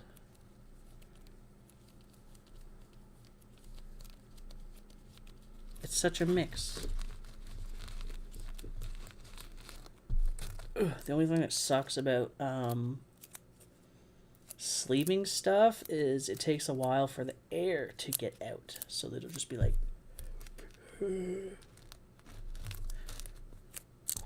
So these can go back in here.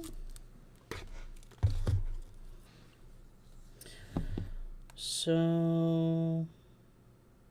what I have scanned so far is worth $39 USD. Never really thought... oh my god, what? Never really thought about that. Are you an orc? Do you talk like orc from Warhammer? Where's the... oh. Hello, kitty.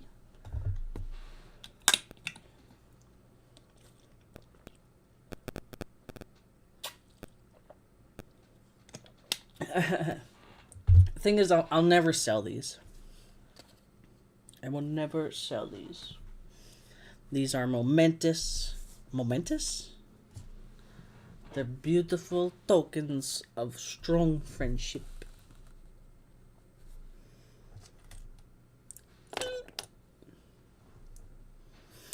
Is that all of his parts? Yeah. Yeah. I'm gonna zoom in for this. Wow, super close. So after my friend gave me a bunch of leftover pieces, I have purchased some kits that are all together.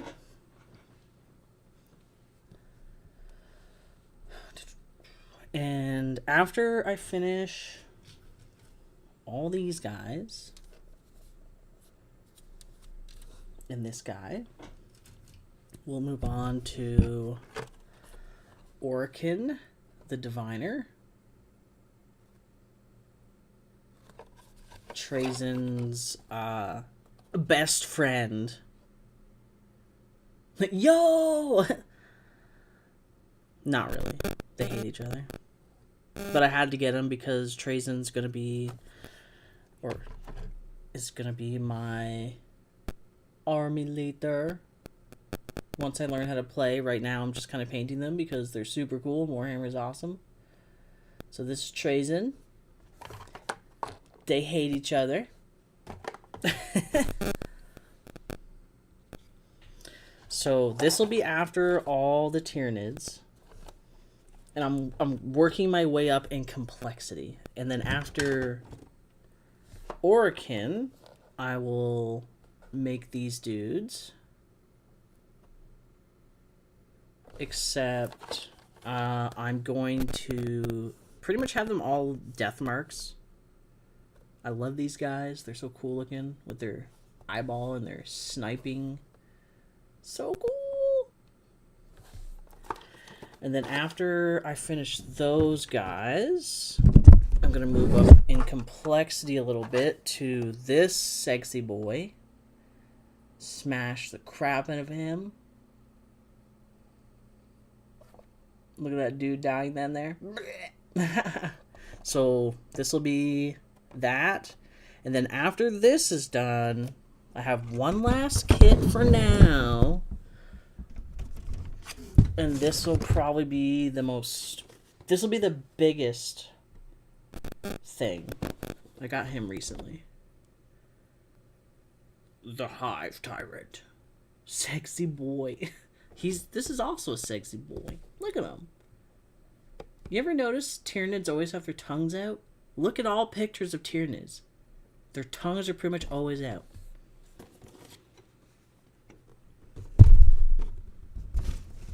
So that'll be the last one. So I'm not getting any more... Yeah, exactly. Just like that. I'm not buying any more kits until I work my way up to that. So get this done. Get the stuff my friend gave me done. And then, yeah. We won't be like all the other Warhammer people who have 5,000 piles of Dookie. I forgot I clipped off the thing that holds him to the base. So that kind of sucks. You must be rich? I mean, no.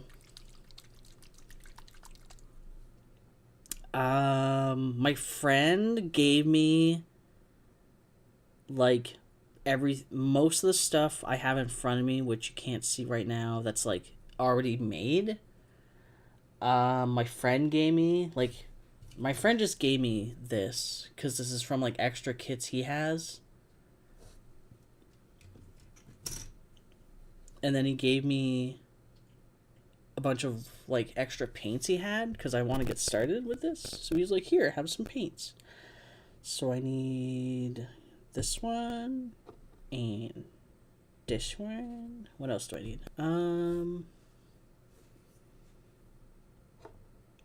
W-Mans.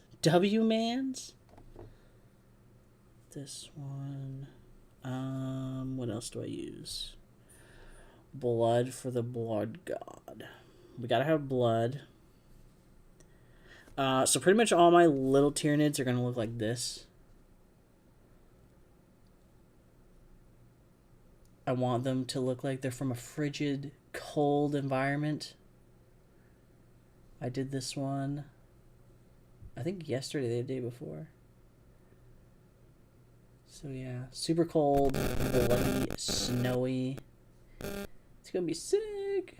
So that's what I'm doing with this guy. So I'm just getting all the paints. So that's his body. That's where shading. Okay, I think we're good to go. I wonder how close we can get before the camera's like, no, I don't want to focus. I don't want to focus.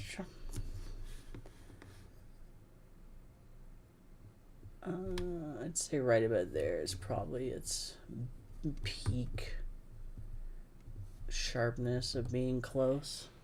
Wow.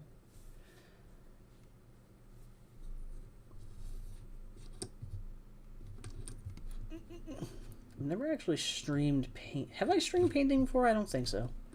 It's gonna be kind of weird because I'll be super close. Okay, so we have to finish his skin. 2025. Oh, 2025, man. 2025, baby.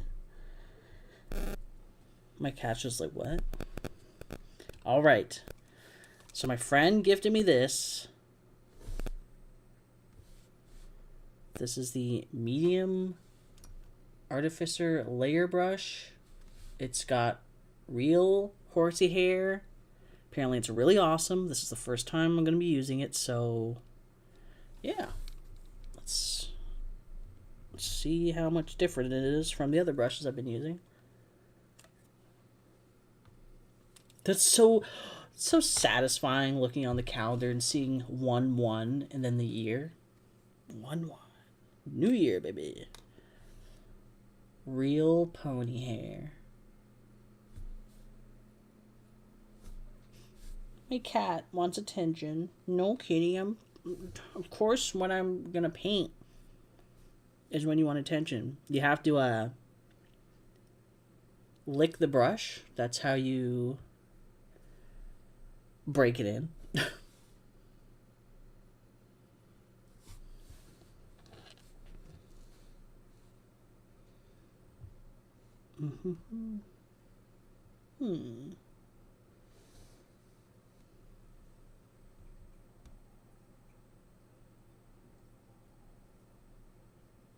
does feel nice. It's hard to explain the feeling of a brush.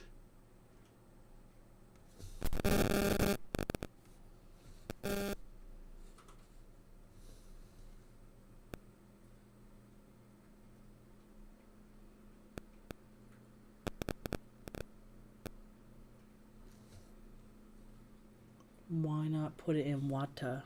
I don't know. There's just something... Well, I'll put it in water, like, to rinse it off. I won't just constantly ingest paint, but... There's just something about that first... dip. Dip in quotes.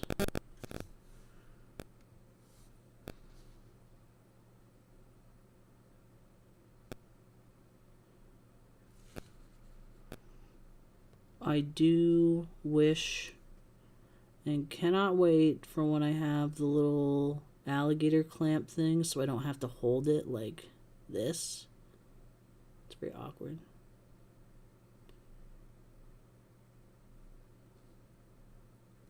I don't have to risk smushing the paint with my fingies.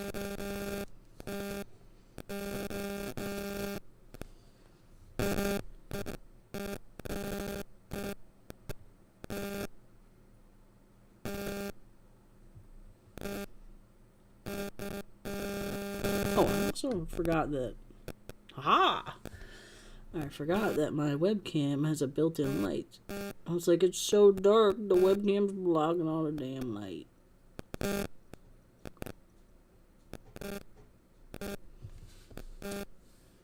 Oh.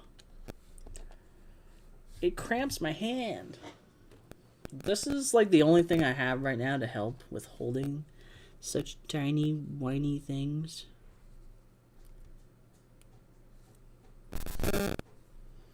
So yeah, let's dip it in some water and see how that goes. The mic is buzzing for some reason. Okay, I know. I'm going to move my phone way over here, and that'll be exactly why. It's kind of obnoxious. It should be good now, right?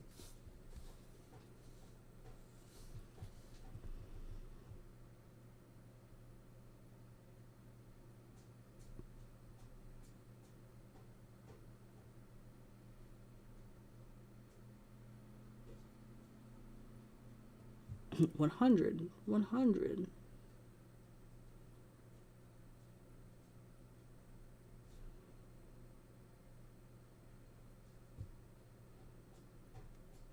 I didn't think phones could still interfere with microphones.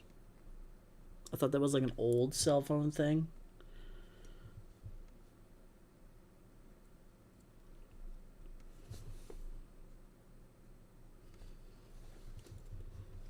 And now that I'm actually painting these figures, I realize why the pot of paints is so tiny, because you do not need a lot of paint whatsoever. It's insane. Yawn. Good night. Good night, broski. Thank you so much for coming. This will be very boring now, so yes, but thank you for sticking around. Have a good night and Happy New Year.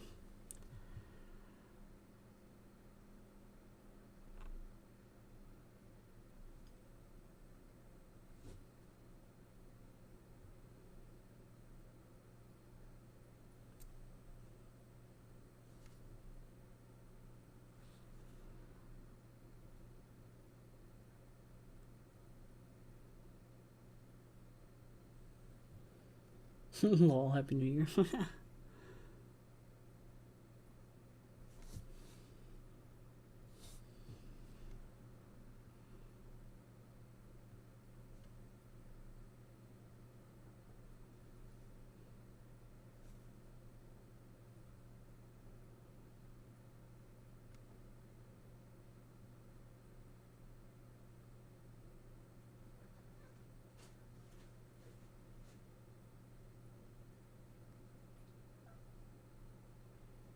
My cat wants attention, of course,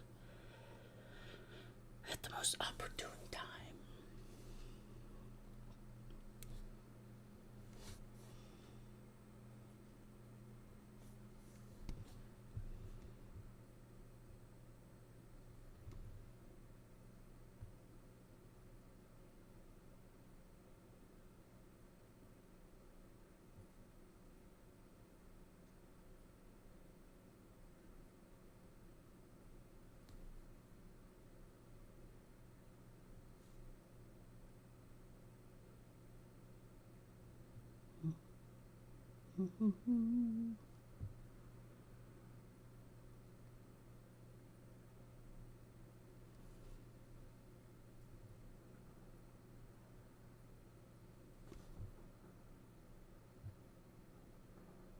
Oh my god, there's still people blowing off fireworks. It's like it's 1:30 in the morning. Bro, New Year's is over.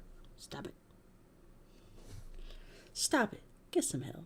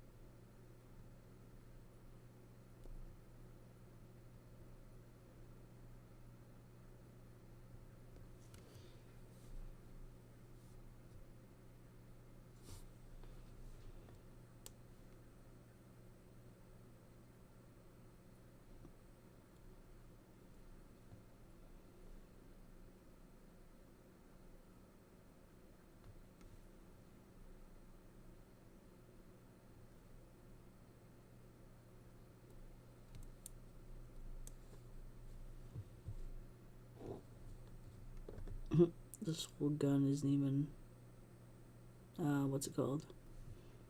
Primed?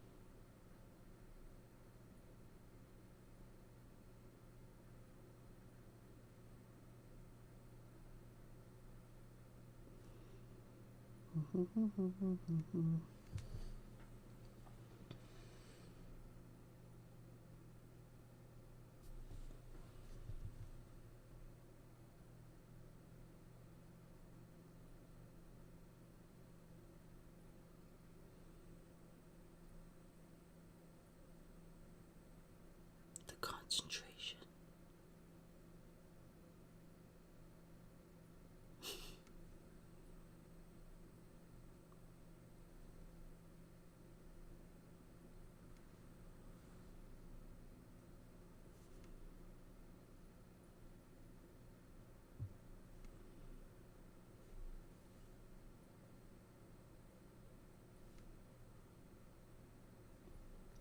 It's pretty good at focusing.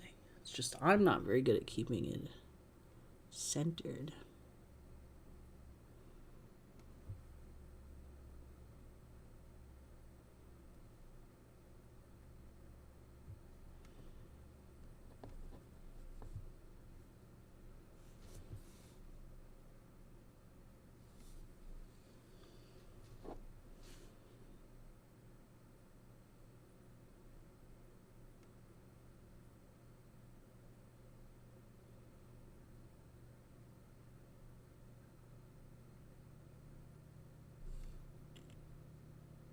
I would love to go to the factory where all this stuff is made and be like, how the fuck do you make such tiny little detailed things? It's kinda crazy.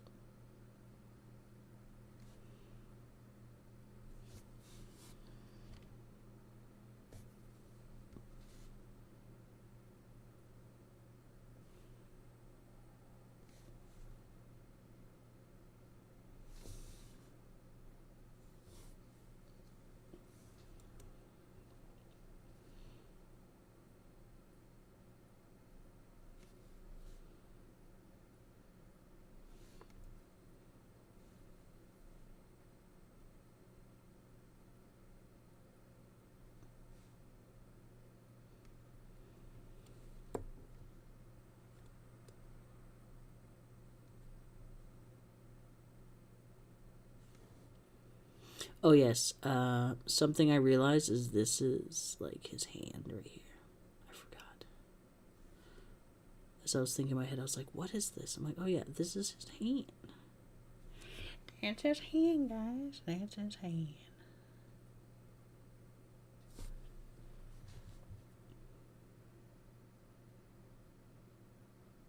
Yeah, so originally I was going to be like, oh yeah, my New Year's resolution is to go to bed early on time and get up early and go for a walk and, fucking, crazy stuff. I know it's not really crazy, but it's definitely not what I'm used to. So I was like, you know what?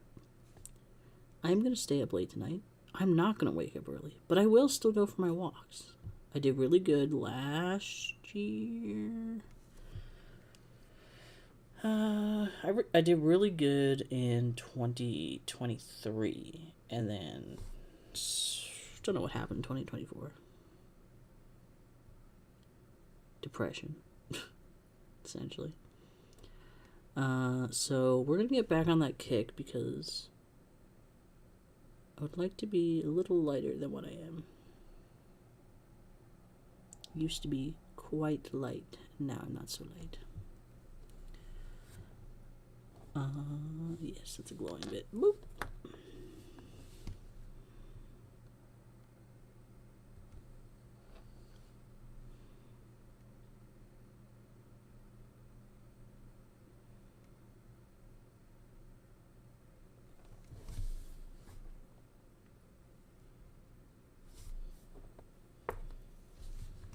Mm-hmm.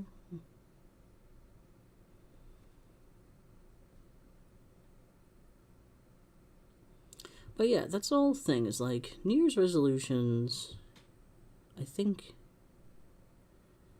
people kind of jump into them a little too hard. And then next thing you know, you're trying to fulfill all these goals you set out in a short period of time, or just try and start a bunch of new habits you are absolutely not used to at all. And then it blows up, and you're like, well, what happened? It's like, well, it's not easy to just start a new habit out of nowhere. That's what they're called, habits. You slowly gain doing them. I mean, some people are very disciplined. They can just snap right into something, but most people, not so much.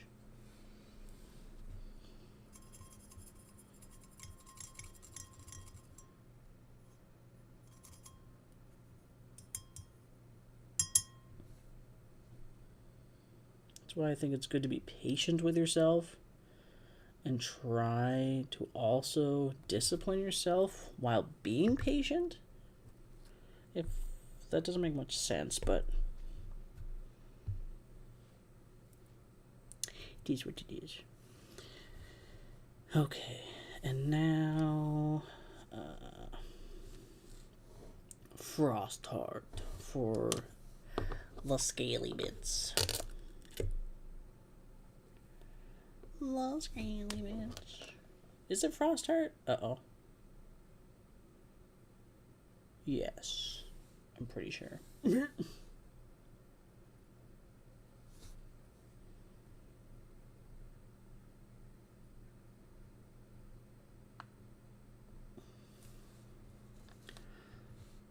I'll know right away as soon as it touches. I should have sanded that, but I'm not going to. Yes, I am.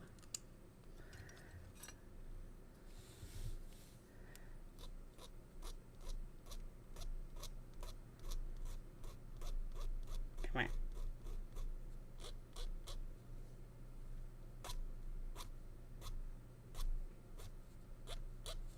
on. I'm not gonna sand that. Yes, I am. See, now it's not a big... I don't even know if you noticed it. But there was like a lump on top of that, and yeah. But now it will be blue, and I should have painted over it. Actually, no, it was right here. I should have painted over it with primer. but I'm still practicing, and I'm not doing this for competitions or anything. So shh. Husa. Husa Misa.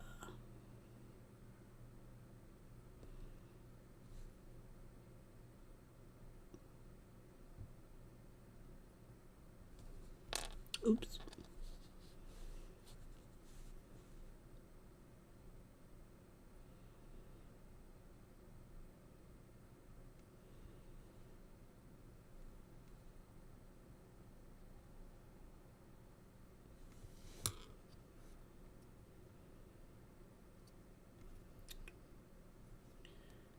Yes.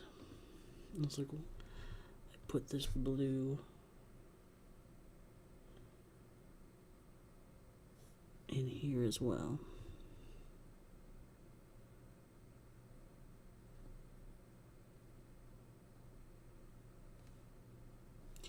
Very nice.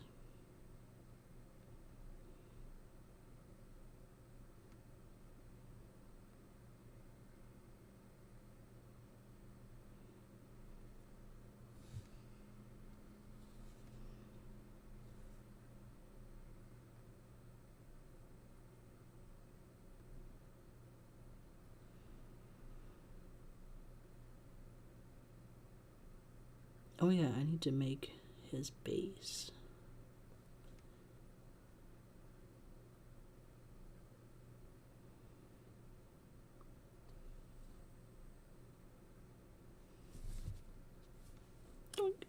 This one's super easy. Oh, I forgot that part of his arm. This little weird thingy here.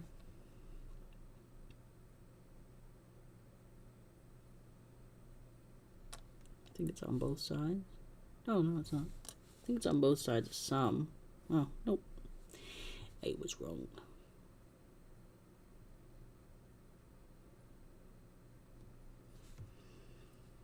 The easiest arm I think you'll ever paint. In my opinion.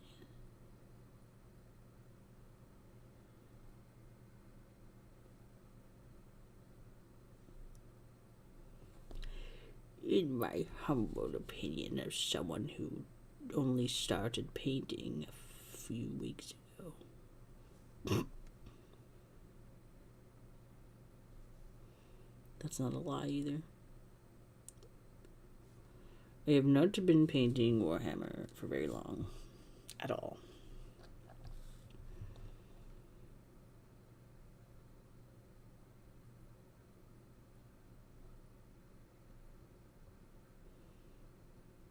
Now, a lot of these little Tyrannid dudes are kind of posed the same.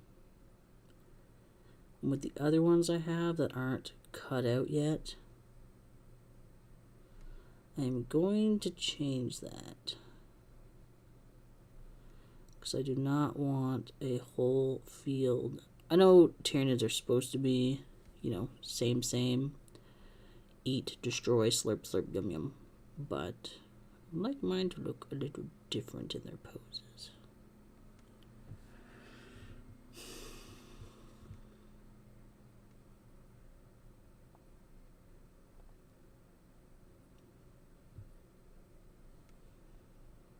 At the very least.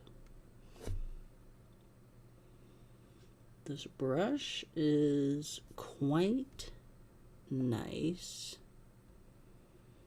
I'm noticing, I think the major thing I'm noticing is when I have my paints on the wet palette, which is next to me,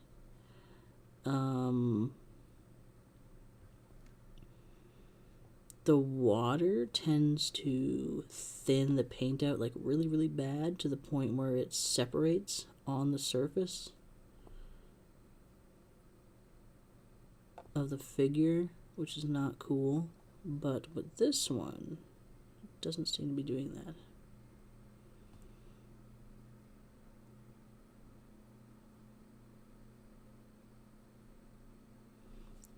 It almost does it, but then it doesn't. So I don't know if there's some sort of like moisture. Like this is real hair. Like this isn't even synthetic, which is kind of crazy. I'm painting with a real, I think it's a horse hair.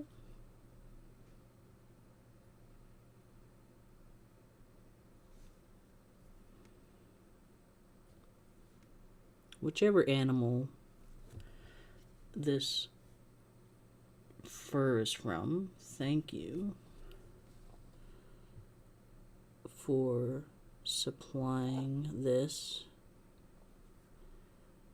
whether it have been willingly or not.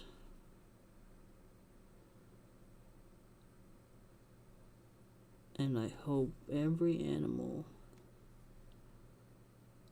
who goes into the farming for these hares is treated well. Unfortunately, that might not be the case, but one can hope.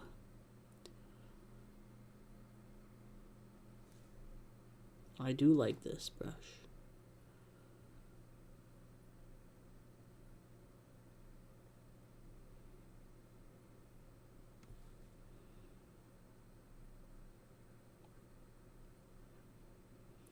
Now, one thing, well, how do you say that? Two things can be true at the same time, even if they contradict each other. One, just because it's an expensive art supply doesn't mean you'll produce good artwork. However, sometimes better supplies can help produce a better output. But when it comes to art,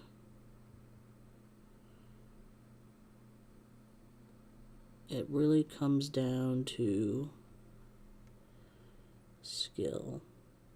Because the worst artist, someone who has no idea how to draw or paint, you could give them the best paints, the best brushes, the best everything, and they would still not produce anything, decent. Because they don't have that skill.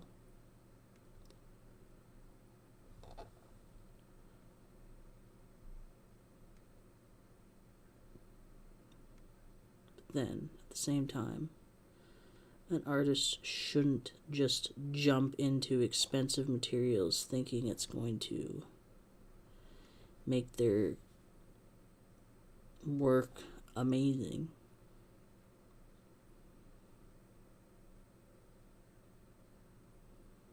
It's like I know people who've spent a good chunk of money on what they call those like bamboo tablets where the screen is like you draw onto the screen, and their artwork is not, it did not improve at all. They just had a more expensive drawing tablet. That's all they had.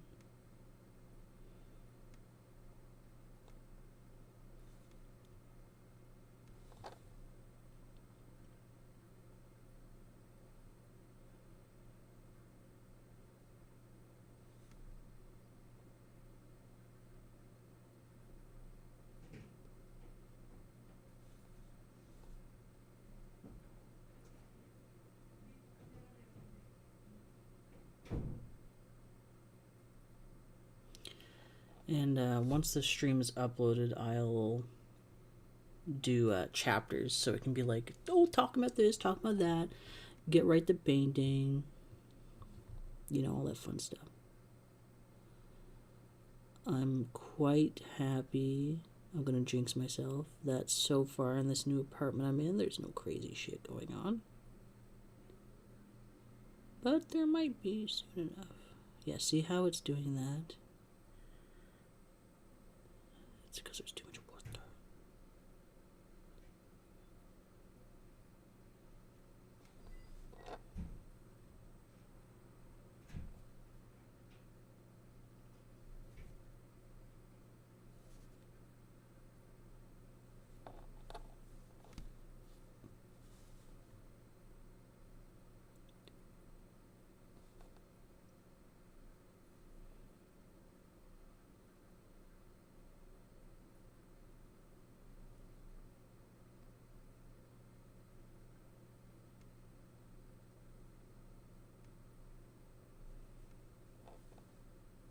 These darn little spines. These little spines.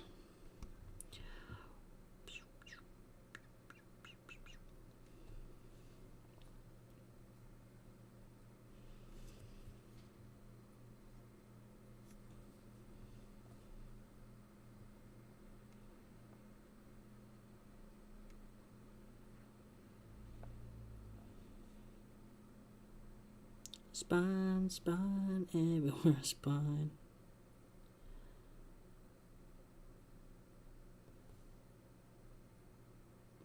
Do this, don't do that. Can't you read the spine? Lord, help me.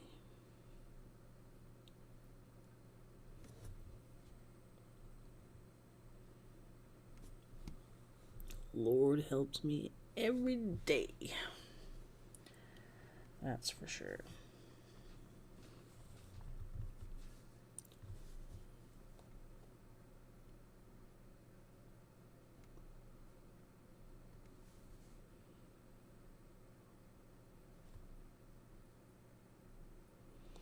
I think this is the most attention I've paid to one of these. Maybe because I'm streaming, it feels like it's taking longer, but I don't like see that little nasty little nodule right there. It needs to go. That's where it was attached to the frame. Usually you would get rid of this before painting, but whatever.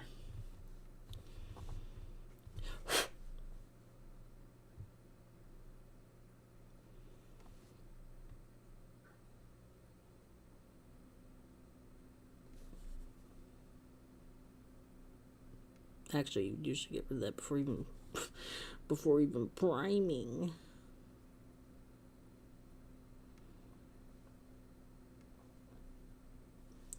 Okay, so there's that. And I like to put this blue on the top part of their neck as well.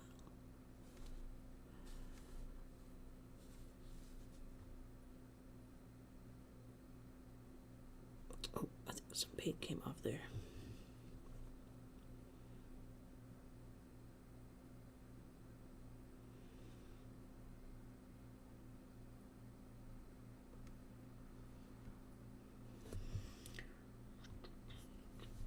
Yeah, I think this might be a little too thin out now.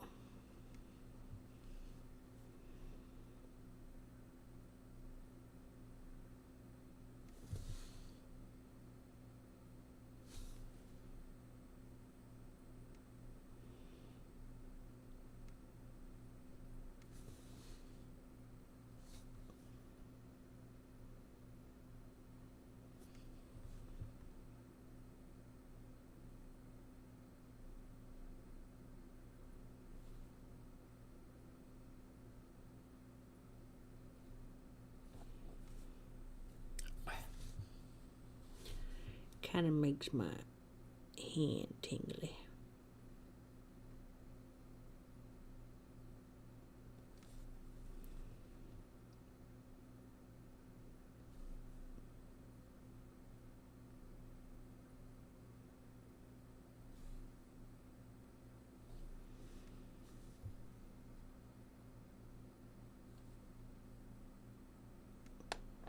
Okay.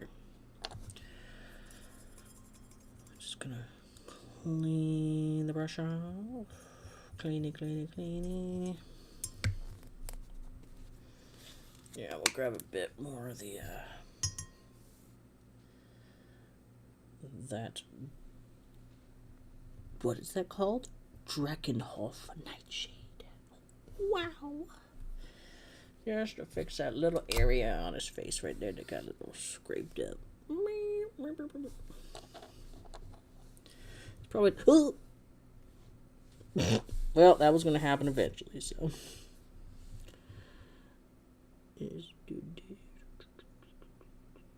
How long can I go before this mat gets dirt or paint on it?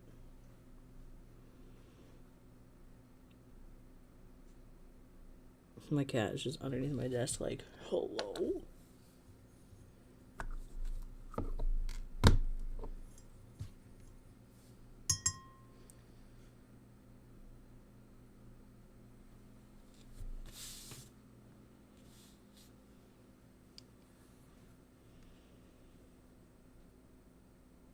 Okay. So now we're going to take some null.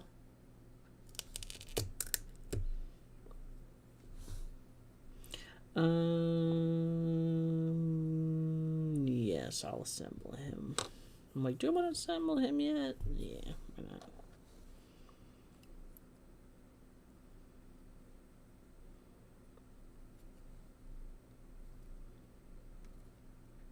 Yeah, like, look at all this.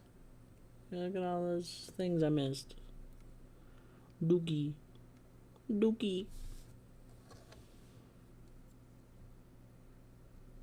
Oh, that arm went in swimmingly. And then lag. And then lag. It's so tiny. Like, I have puny hands. I don't know how men with big old hands do this. I bet this arm isn't even for this body, which is very annoying because I'm going to have to make it work because I don't have any more arms.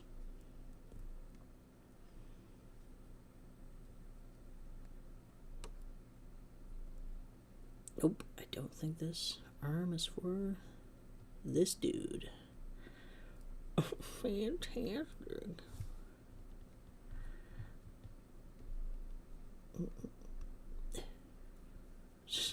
See, that's not the way it's supposed to be. No.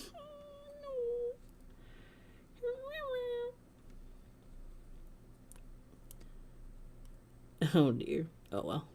Oh man, I'm pushing on it so hard it's like rubbing off the paint. Which is kind of whatever because the edges are gonna be white anyways, so I could probably just do this to rub some of it off. Which is kind of funny. Yeah, look at that. Just rubbing it right off.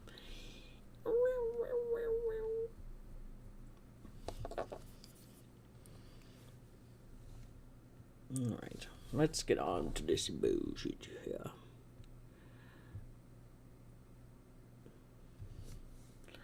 Blip. Do not be alarmed by the amount I use. It'll be okay.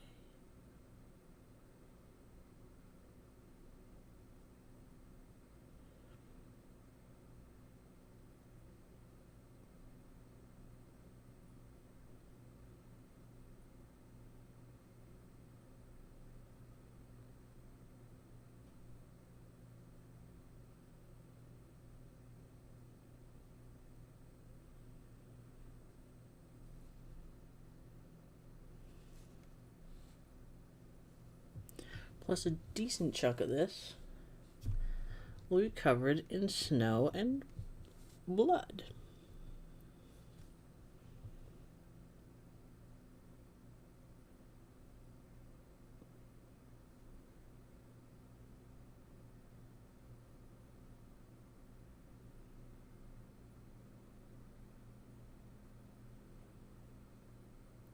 What the? That doesn't seem like a dent. That seems like a piece of something.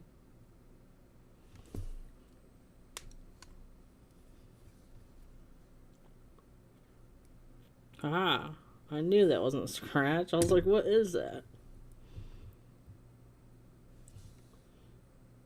It's like, excuse you.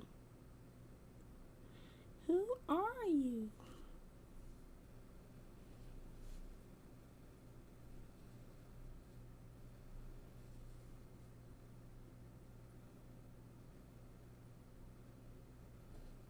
Actually, you can kind of see the difference. This is yeah, this leg was already painted, so that's that, and then that's that. There's quite a...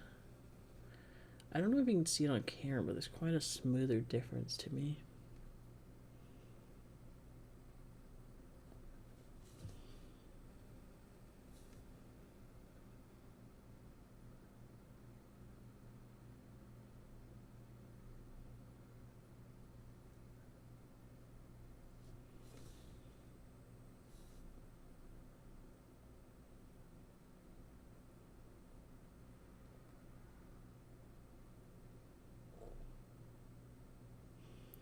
Null oil. I put that shit on everything.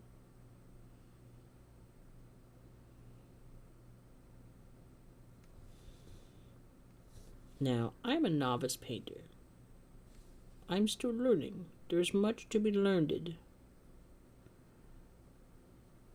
This is true.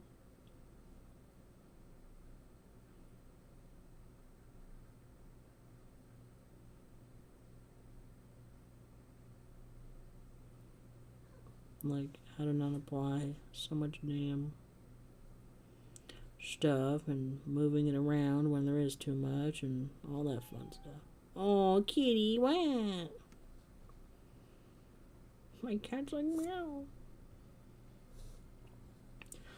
I think once I'm done painting this guy, that'll be it for the stream.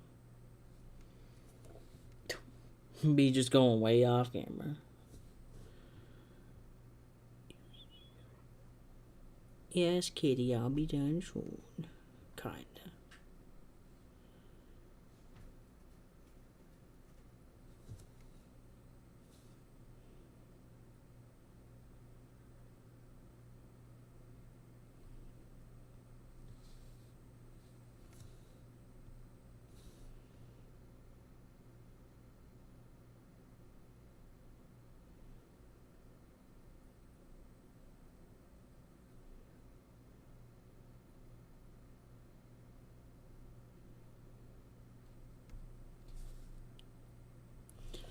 Yeah, I want a lot of this in the recess over the eyes, so I'm gonna add the white. Very popped out. Same thing with his teeth.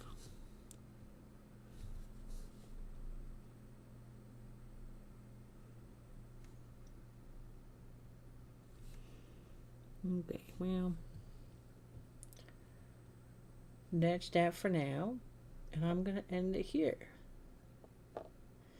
Thank you, anyone who popped in, anyone who watches this afterwards. Happy New Year, and let's hope it's a good one as per normal. Bye bye.